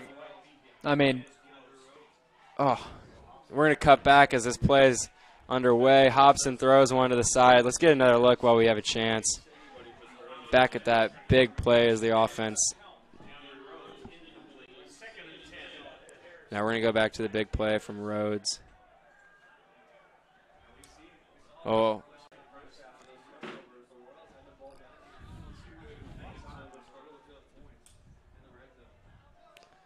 As you mentioned, Hobson takes a shot, throws it, but on the money. We're going to go back to the field of play. Handoff to Harris up the middle. Not much of a gain. But obviously a big hit from Hobson, and but a great pass regardless. So now it's a 3rd and long at the 10-yard line. The Royals have struggled substantially in the red zone tonight. We've got to fix our woes if we want to get in this game. It's at least it's a 2-touchdown game. A field goal really doesn't do a whole lot for you right here. It's a pass. He's looking to the end zone. Oh, he caught it. His foot might have been out of bounds. He didn't hold on to the football. Gosh, that was tough because he was open, and Hobson, that ball was floating in the air a little bit too long. And just a bit overthrown, just tough spot. Yeah, that was a tough. I mean, there was not much room in that corner at all. It was definitely going to have to take a good touch pass. It was going to take a really well placed ball, and Hobson, gave it a good shot. Unfortunately, hung up in the air too long, a little bit overthrown. Here comes the field goal unit. Heaven Street lined up on the right hash. From our point of view, looks like an awkward position. Snap down, good hold. It's good, I think. Yep. Kick's good. All right, so the Royals put some points on the board. Still, though, down by 2 possessions, down by 9. It's going to be tough. There's 3 minutes left in this quarter, 12 in the next quarter, 15 minutes to put up 9 points.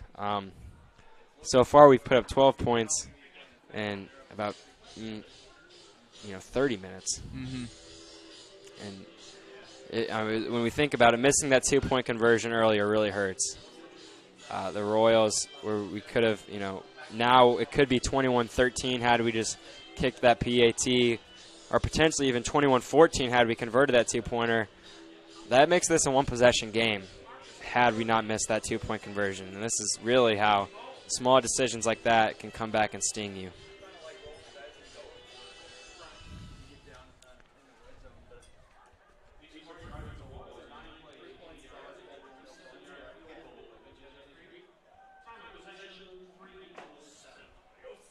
The time possession on that drive was 3 minutes and 7 seconds, which is, as you said, one of your keys. That's good, keeping the ball, up-tempo offense, keep the chains moving, keep the ball in your possession, keep the ball in your control.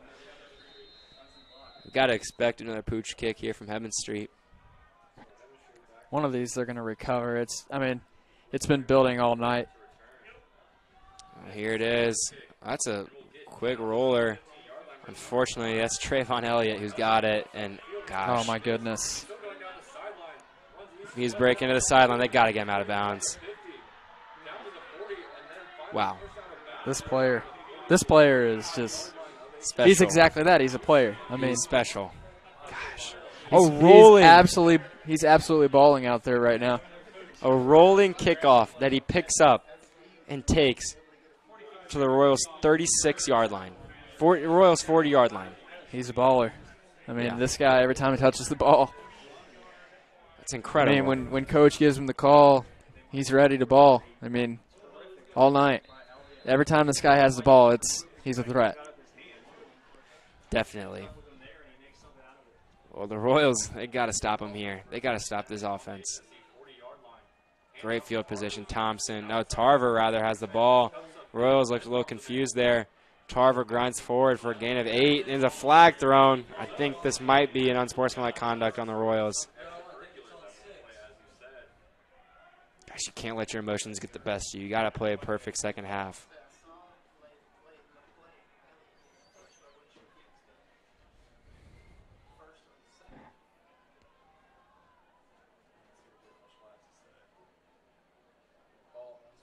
On the offense. Wow, so the Panthers getting a little bit chirping the Royals out there. That's going to result in a big mistake. Bring back the big run. Kind of wipes away the big kickoff that Trayvon was able to provide for his team. Well, not only that, Tarver just got 8 yards on that run. So instead of 2nd and 2, you're looking at 1st and 25. Huge break for the Royals right there.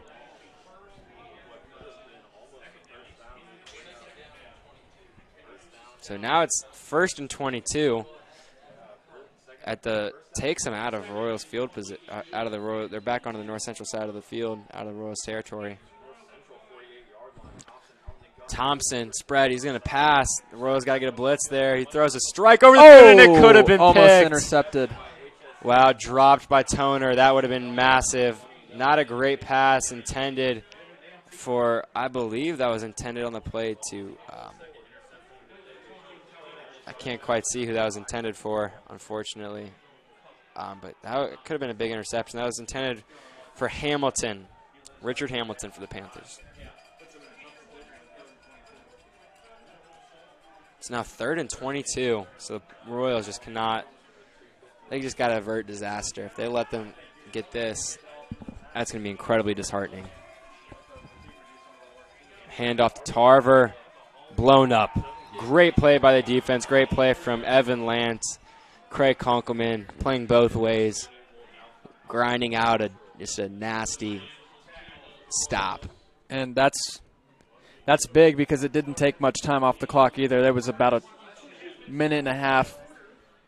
I mean, the defense is doing their job. I mean, defense has played phenomenal. They have played great in the second half. Offense has been okay, but you said we're going to have to play great football. We're going to have to play great. The defense has held up their end of the bargain, for sure.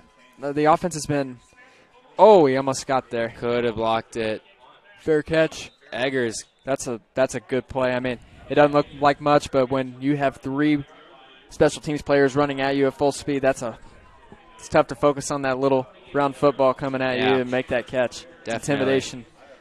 Definitely. Good play from Eggers. And, yeah, we mentioned this defense. I mean, they haven't allowed a single point in this third quarter. You know, I mean, knock on wood, hopefully they don't allow any points in this quarter.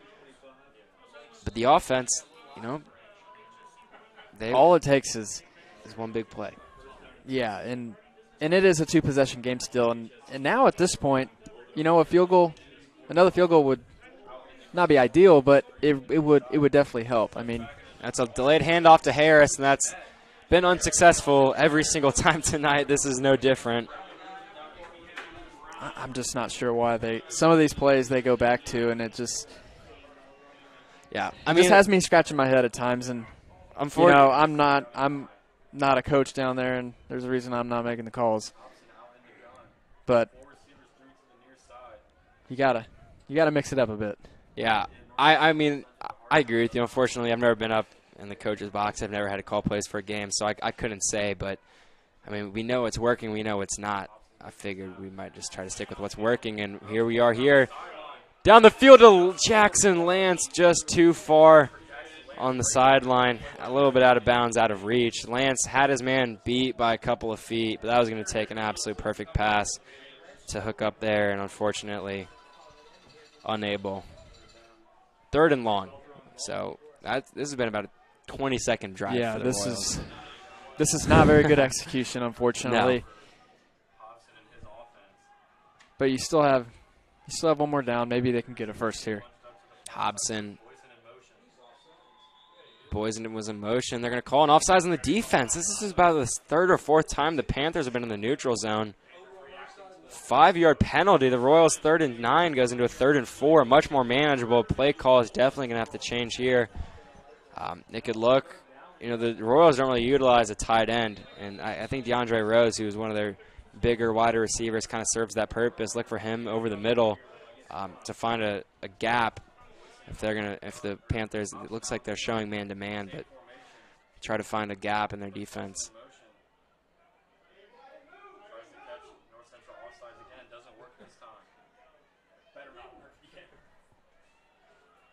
Takes it, rolling out to his left. Hobson looking low, intended for DeAndre Rhodes. That's tough, you know. Rolling past, had DeAndre open, but not a lot of room down the sideline. Here comes Heaven Street.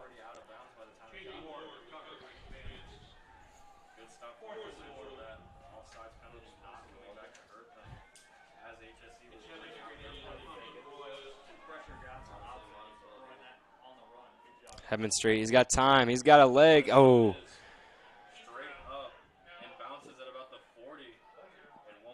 Pretty good punt. You know why that is a good punt? Because Trayvon Elliott didn't touch the ball. Yeah, that's why that's a good punt. Defense has been very solid this half. You know, unfortunately, the Panthers have pretty good field position. They're going to have to do their job once again. A lot of these players on the defense walking out with hands on their hips. They look tired. They got to make a big-time play in this moment. In a 1-minute drive by the offense, that's the time of possession battle we're talking about. You got to extend the drive a bit, man. The defense has not had hardly any break from the last time they were on the field. Well, that's a first down for Jordan Bingham. Not Elliott there, but Bingham's good play. Bingham's been a very good compliment to Elliott. Yeah. He's had a couple of huge catches. And he hasn't dropped the ball. He's another solid player. And he has not dropped the ball, which is very helpful. And, I mean, the rain is not as much of a factor in this half.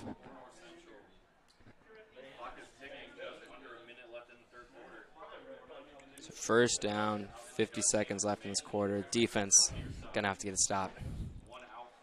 Tarver handoff.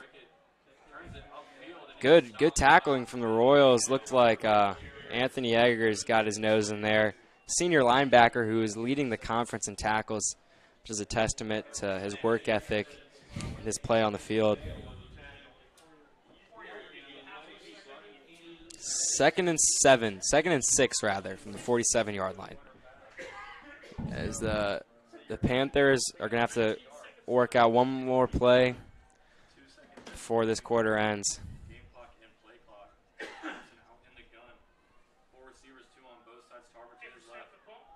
Handoff to Tarver, blown up. Big play right there. Penalty marker down. That's Isaac Abayo on the hit.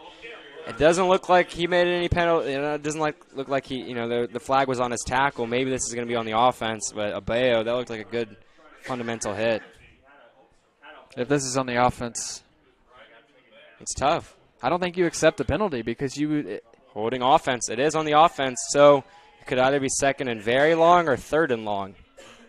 Take the third and long. You think Trayvon Elliott might not be able to squeeze out 10 yards here? They're going to accept the penalty. The Royals are going to have him march backwards, make this a second and very long.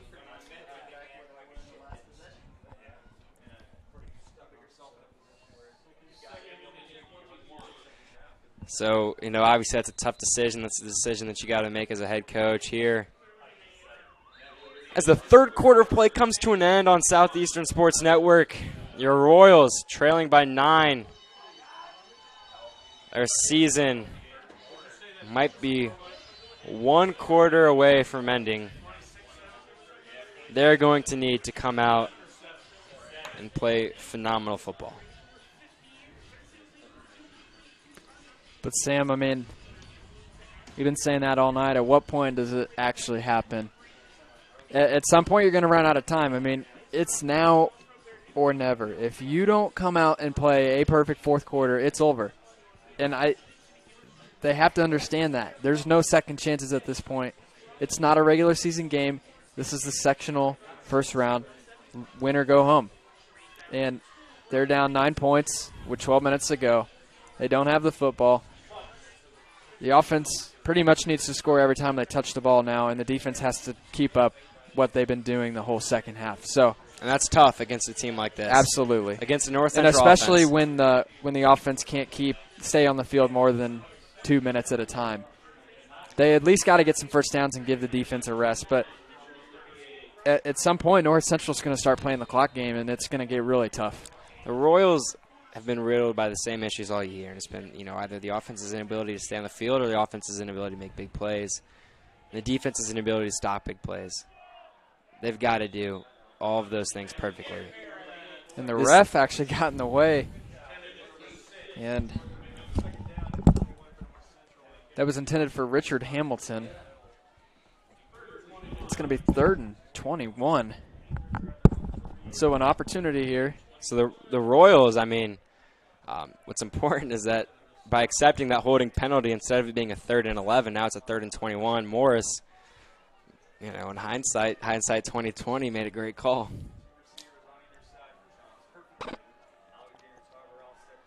Tarver lined up next to Thompson. Thompson's got an arm. He's going to go. Ooh. Intended for number 12, Richard Hamilton, but it led him a little bit too far out of bounds. Incomplete pass. 11 seconds into this fourth quarter, the defense gets off the field. Kudos to them. They've really played well tonight. I mean, obviously that first half they allowed 14 points on their, special teams allowed a touchdown. Defense allowed 14 points. I mean, they played phenomenal football thus far. Knock on wood, they can keep it up.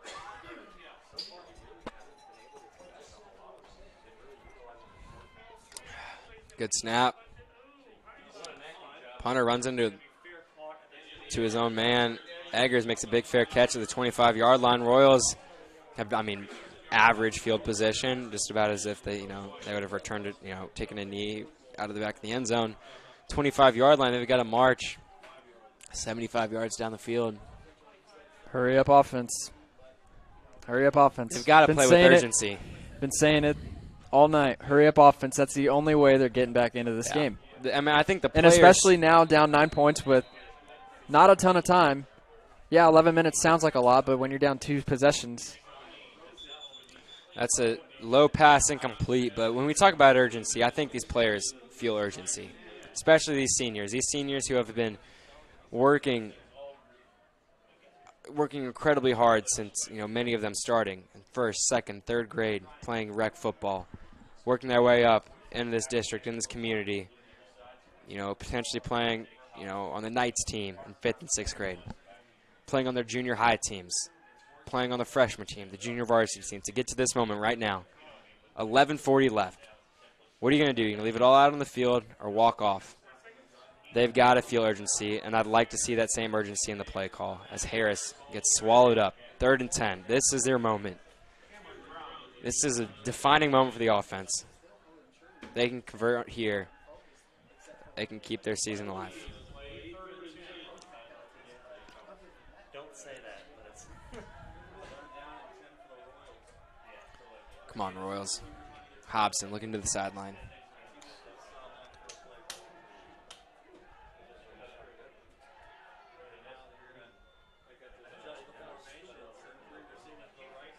An audible there. 5 receivers. They're only rushing 4 here. He's got time to throw. He's going to take a shot. Someone caught it. It was HSC. The Royals! The Royals get the first down on an absolute bomb. Sam, walk us through this play. What an incredible catch. Boysen, Ben Boysen. So they only rushing 4. A little bit more trajectory on that ball that time. Allowed the receiver to get a chance. Almost a little underthrown, but just Boysen making a play. Boysen a jump ball. Had great position there. Boysen was on sport.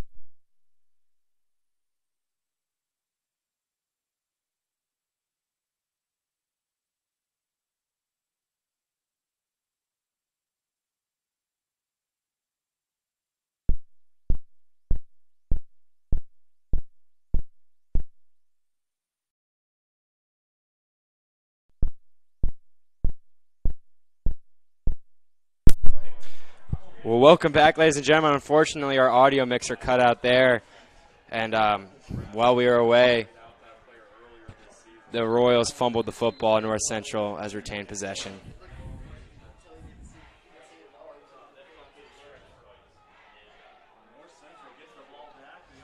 Pretty loud NC chants coming from the opposing sideline. So after a huge play, the Royals with a costly mistake, they're going to have to get this ball back. Short pitch there to Jordan Bingham.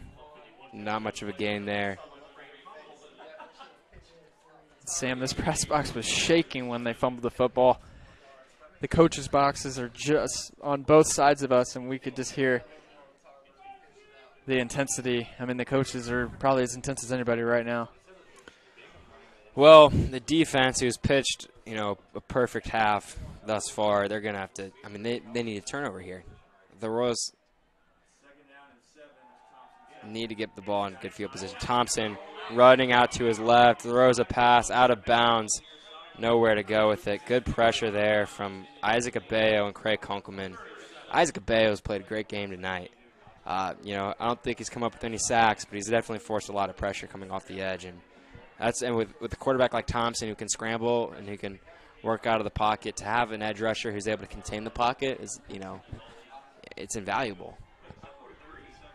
Absolutely. And the Royals have had a good pass rush. He's a mobile quarterback. Here comes Thompson. Not much pressure. Throws a strike across the field. That's going to be a touchdown for Hamilton. But there was a flag on the play. I think it's coming back. Yep. I think it's coming back. Hamilton scores. I think it's a holding. We cannot be sure. It is a holding. So instead of a touchdown, it's going to be 3rd and 17. Costly mistake. And the offensive lineman knew it. He didn't even run down the field to celebrate. He just stood right where he was. Well, let's go Royals chant started by these passionate parents. The brave souls they are, sitting out here in this cold, wet October football game.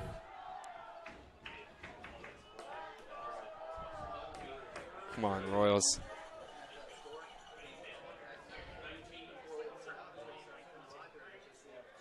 It's been a very slow fourth quarter. This has been the longest 2.5 minutes of my life. 3rd and 17 on the Panther 37-yard line. The Royals cannot allow the mistake here. Thompson stopping back. He's got time. He's got an arm. And he's got it. Hamilton's going to, he might score. He does. Wow. A great pass, but even better running after the catch. Sam, why don't you break this play down? Well, here the pass from Thompson complete to Hamilton. It was a first down past the markers. You talked about it, Sam, the tackling. Just bad tackling. 3 Royals right there. Couldn't make the tackle. Couldn't make the tackle at the end either. That's been the story of the night. Well, 28-12, 9:30 left. The Royals, assuming they make this extra point, they're 16 points out of it. That would be 2 touchdowns and 2 two-point conversions. So 28-12.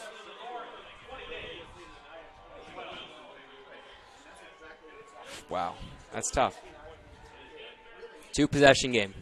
And 2 two-point conversions.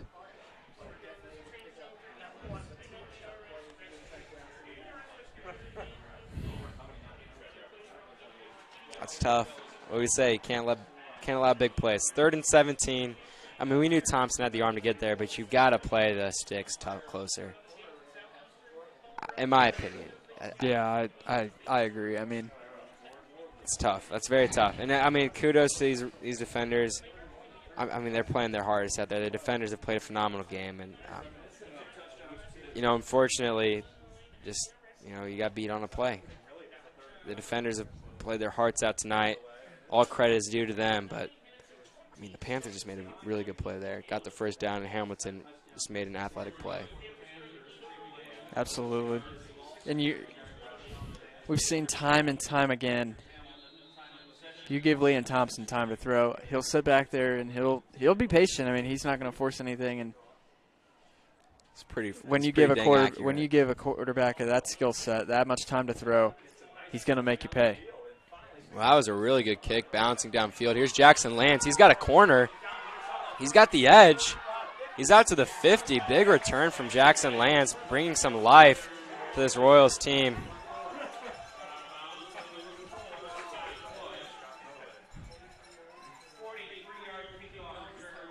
So the Royals now starting off in Panther territory. 9 minutes. We've seen them come back before. Not so much this season, but prior seasons. Maybe tonight's the night. Maybe tonight is the night. We're going to have to score pretty quickly. And that's going to start with a flea flicker. Hobson makes a man miss. Oh, he had the receiver. He was wide open. I think the ball might have slipped. He had pressure. Let's get a look at this. I mean, he couldn't have been more open.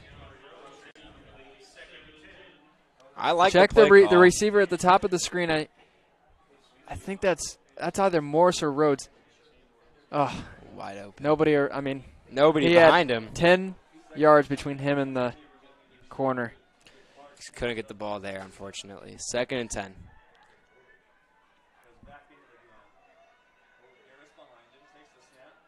Hand off to Harris. Harris has room. Wow. Had a little bit of room, but he got swarmed by the Panthers. And I mean, the Panthers have a lot of momentum, have a lot of energy right now. The last time a North Central football team won didn't win their sectional, just even won a game in sectionals was over 20 years ago. The Panthers haven't won a sectional game in over 20 years. And just the energy right now, it feels like it might just be their night. And Sam, to go off of that, the Royals switched to 6A about 4 or 5 years ago, and they have yet to also win a sectional game since becoming a 6A team. Oh, boys, and that pass was broken up. Pretty good coverage there. Hit him right in the hands, but the fans not happy here. A lot of amateur officials in the crowd disagree. Comes a punting unit. 8:30 left. The Panthers are going to get the ball back. Yeah, I mean, I don't know, man. I mean, I'd have. Oh, wait, Hamilton's going to throw it to Morris. Oh, it's he was broken all up. over him.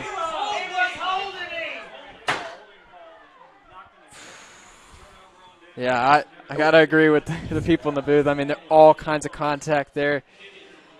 I like Let's the take a play look call. at this. I mean, gutsy play call, flea flicker, and a fake punt in the span of 20 seconds. Can't really get much the better than contact. I mean, yeah, just that. Well, let's replay that. I want to run that back. fighting for it. Yeah, Fighting I mean, for it. just That's just a tough play. yeah. It's a 50-50 call, unfortunately.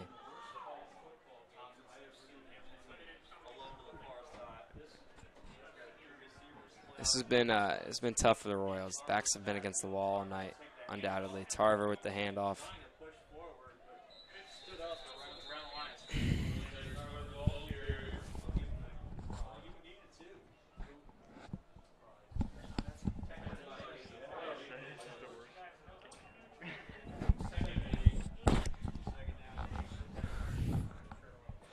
Well, second and long.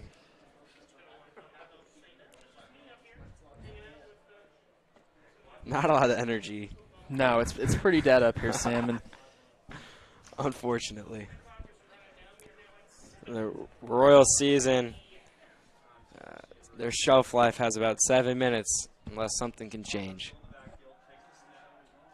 Thompson throws a strike, incomplete. Good coverage there from Eggers. And 3rd and 8. The Royals.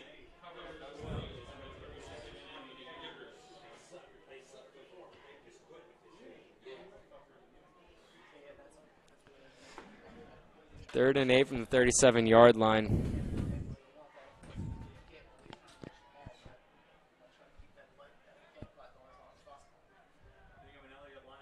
Thompson dropping back. Lots of pressure. Good from our defense getting pressure there. Just throws a strike on the run. Trayvon Elliott. Trayvon Elliott. Wow. God, that was a very good throw from Thompson. Rolling out, buying time, off of 1 foot, just throws a strike. Right where he needs to put. Right where he needs you to also put it. can't leave Trayvon Elliott that wide open. I mean, he's the best receiver. I think he's the best receiver we've seen this season. Yeah, I would agree. We've seen it. We've seen a lot of good ones. I believe Westfield had a. Westfield had a pretty good. They had a commit somewhere. Brownsburg had a commit somewhere. So we've definitely had the privilege to see a lot of talent this year. We've seen future college players all over the state. So Jordan Bingham there on the short reception, and you're right. We've seen a lot of talent, but fortunately, if this happens to be the Royals' last game, we've also seen a lot of talent from a lot of very good players. A lot of these guys have been in the program for a long time. Grew up playing football in this community. They've been a great joy for us to watch, especially this season, and I'm sure for the fans at home. It's been a pleasure to watch these kids, see these kids grow up and watch them play as men on this field. It's been a pleasure of ours to bring this to you, and hopefully they've got a little bit left in the tank. 6 minutes left. It's going to be a 3rd and 8, 3rd and 7.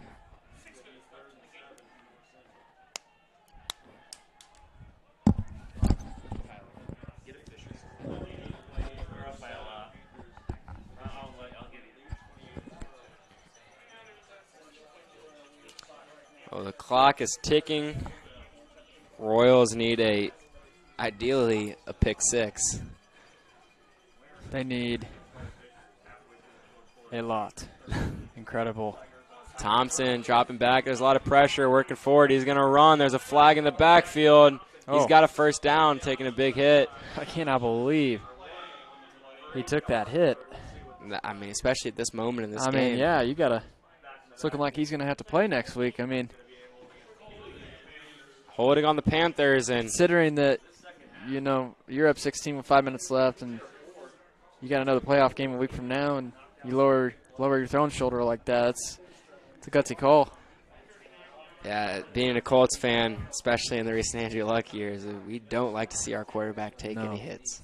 And as the Panthers march backwards, we want to give the fans at home an update that the Fishers-Pike game, Fishers is leading the Pike Red Devils 33-13. So Fishers, it appears, they'll make their way out of the first round of sectional. Our Mudsock rival, who the Royals were able to defeat earlier this season, it appeared that they will advance into the sectional championship as these Royals line up for a 3rd and 23.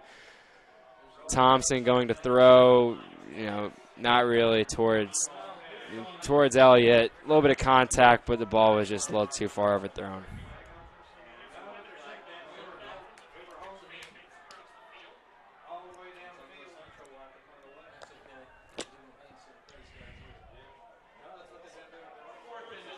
So 4th and 23, Royals need a big play here. Jackson Lance, senior wide receiver on the line. Maybe he's going to try to get in there and force a block. I don't know. Looks like the Royals are going to bring a lot of pressure. Runs into the kicker. Official holds on to his flag. Well, 5 minutes left, 16-point game. And this is where the miracle starts, right? Because if it doesn't start now, then it's never going to start.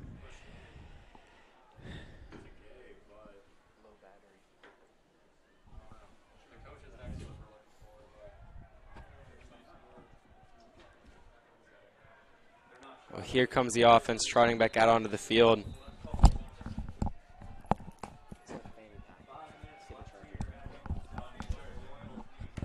Not good field position, that's for sure. Hobson in the shotgun. Spread formation for the Royals. Screen pass to Nate Haas. He's going to turn the ball up the field.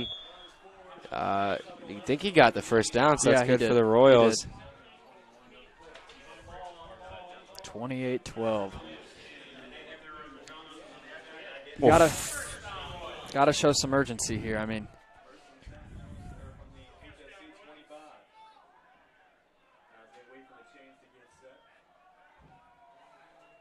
Hobson sends Haas out. Might run another screen pass to that side. They do. Runs a screen pass to the far side of the field. That ball was in the air for a long time. Sam, you're not going to win it on screen passes at this point. I mean, they can screen pass it all they want, but this late in the game, down this many points, I mean,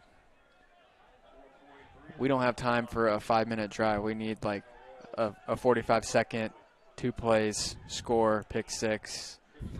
Pretty much. We pretty much need some Madden football here. Yeah. You know, you'd like to see the Royals get the ball in the hands of their playmakers as they take a shot to Jackson Lands. Pretty good defense. Good positioning from their cornerback who forces him out of bounds. 3rd and 10 for the Royals here.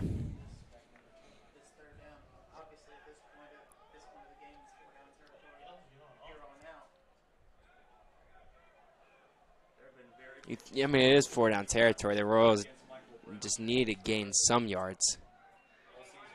And so that's why they go with the design handoff to Haas. Haas working his legs. He runs forward. Pretty good gain from the sophomore. The Royals, 3rd and short.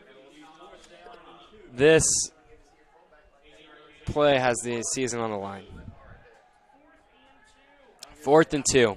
2 yards. Sends the fullback out. They're going to pass. Hobson scrambling. He's going to throw the ball down the field. He's got a player who drops the ball. Let's get a replay on that. Wow. DeAndre Rhodes. Hobson wanted it all, and he went for it.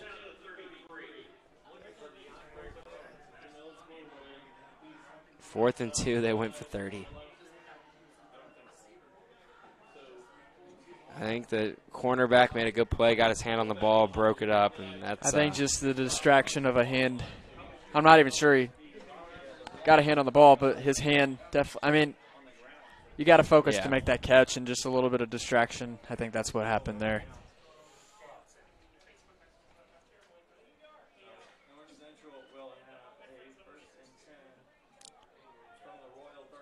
Well, 4:02 left. 1st and 10 on the 33-yard line for the Panthers. After a phenomenal third quarter from the Royals, both the defense played well, the offense played well. And here comes Tarver rolling the ball down the field. This has been a tough fourth quarter.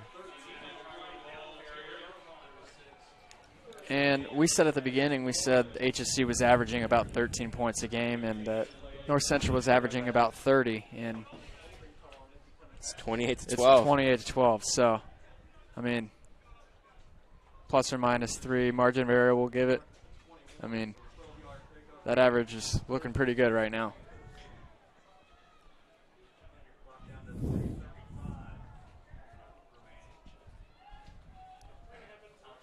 It's a tough game. Tough way to end. Tarver gets the handoff. He's grinding his legs. And Tarver just ripping this defense to shreds. A lot of energy still. No answers. No answers tonight for the Royals. It's just the intensity right now. I mean, obviously, if you're a member of the Royals, it's hard to stay focused in a moment like this. And if you're a member of the Panthers, it's pretty easy to stay focused knowing how close you are to victory. So it's tough, definitely. You got to play 4 quarters. You got to play 48 minutes. Yeah, just a deflated atmosphere here.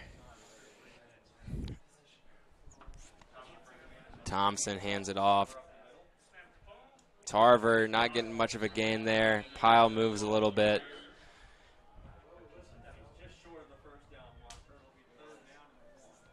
It's going to make this a 3rd and 1 for the Panthers. Honestly, at this point, not a whole lot of significance on this 3rd down. Because if they don't get it, they kick a field goal and they go up 19, and that's it. I mean, yeah, I mean, this is not looking good, Sam. 2 minutes left. Tarver takes it, and he's got a touchdown. It's another score for the Sam, Panthers. this feels just like week 2. I mean, Royals, yeah, it was 21-12, but you felt like you were you felt like you were still somewhat within reach, and then late in the second half, 2 big plays. They just explode. And remember, they North Central in week 2 scored 17 unanswered points to end the game, and here's 14 unanswered. There's 14 unanswered. So, I mean, this is a repetitive pattern we've seen here. And are they going for 2?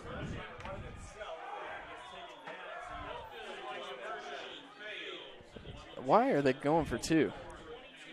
Yeah, that's a questionable decision, not only in terms of game, but just sportsmanship. Yeah, wise. I was going to say, I mean, you're up 22 points with 2 minutes left. I don't see a need to go for 2 points there.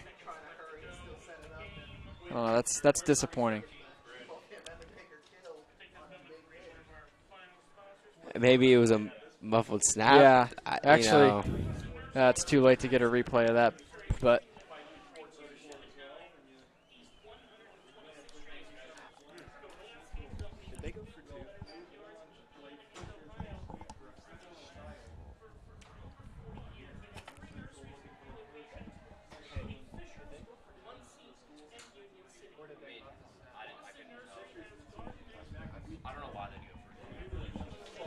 for the Royals. 157 left in this game.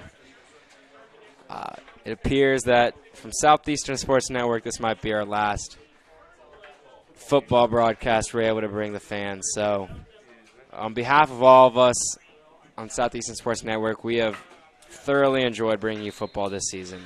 It's our first year as an organization here at Hamilton Southeastern High School. We've been a student-run broadcast, and we've done it for you fans at home.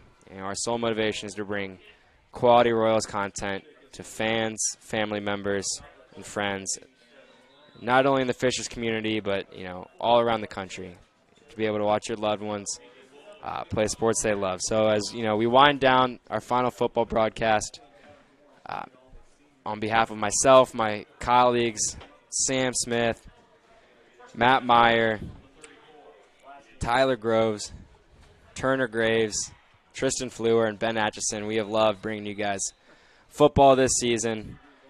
And with 2 minutes left, we're hoping to see these Royals just, display the talent that they have. And, and that's going to be a interception for a touchdown. And, Sam, I want to correct us. It was a fumbled snap. So all apologies to North Central. It's just one of those things. Muffled snap. You take off and run. That's just football play. Football play, yeah. Wasn't sure if they went for two or not, so apology from us. But this one's over. Well, as we look towards the future for Southeastern Sports Network, as we transition into our winter sports season, we have a quick hiatus. I don't believe we'll be broadcasting any athletic events for the next 2 weeks, but we're more than excited to bring Royals athletic fans both women's and men's basketball, as well as wrestling and swimming and diving for both the girls and boys teams on the swimming and diving side of things.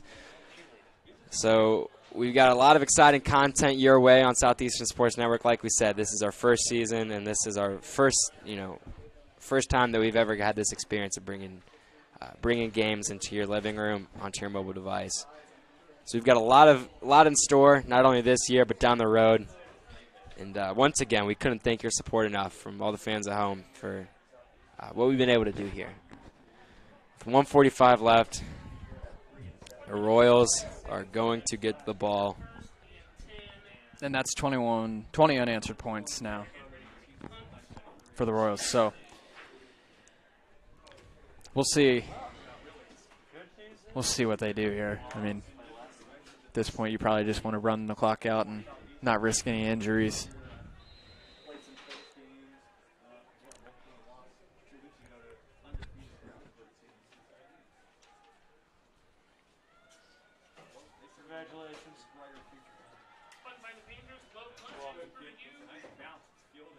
Oh, short kick fielded by Haas. Pretty good return there. Takes it out to the 38-yard line.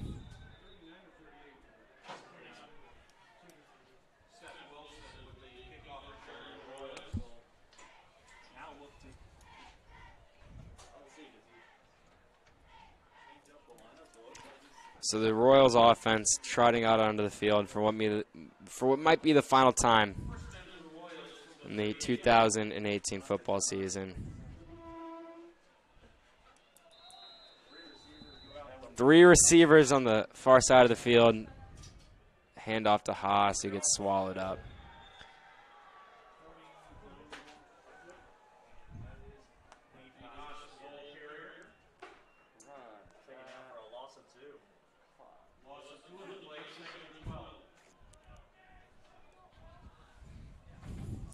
.118 left.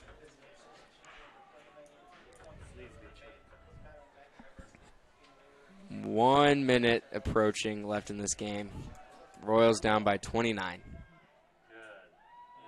Hand off to Haas, up the middle. So, as we say goodbye to our beloved seniors, we have to look towards the future. This season was Coach Adam Morris's first season as head coach of the Hamilton Southeastern team. We saw Coach Morris, I think we saw some really good wins from this team, from our coach. We beat LC at Lucas Oil Stadium earlier this year.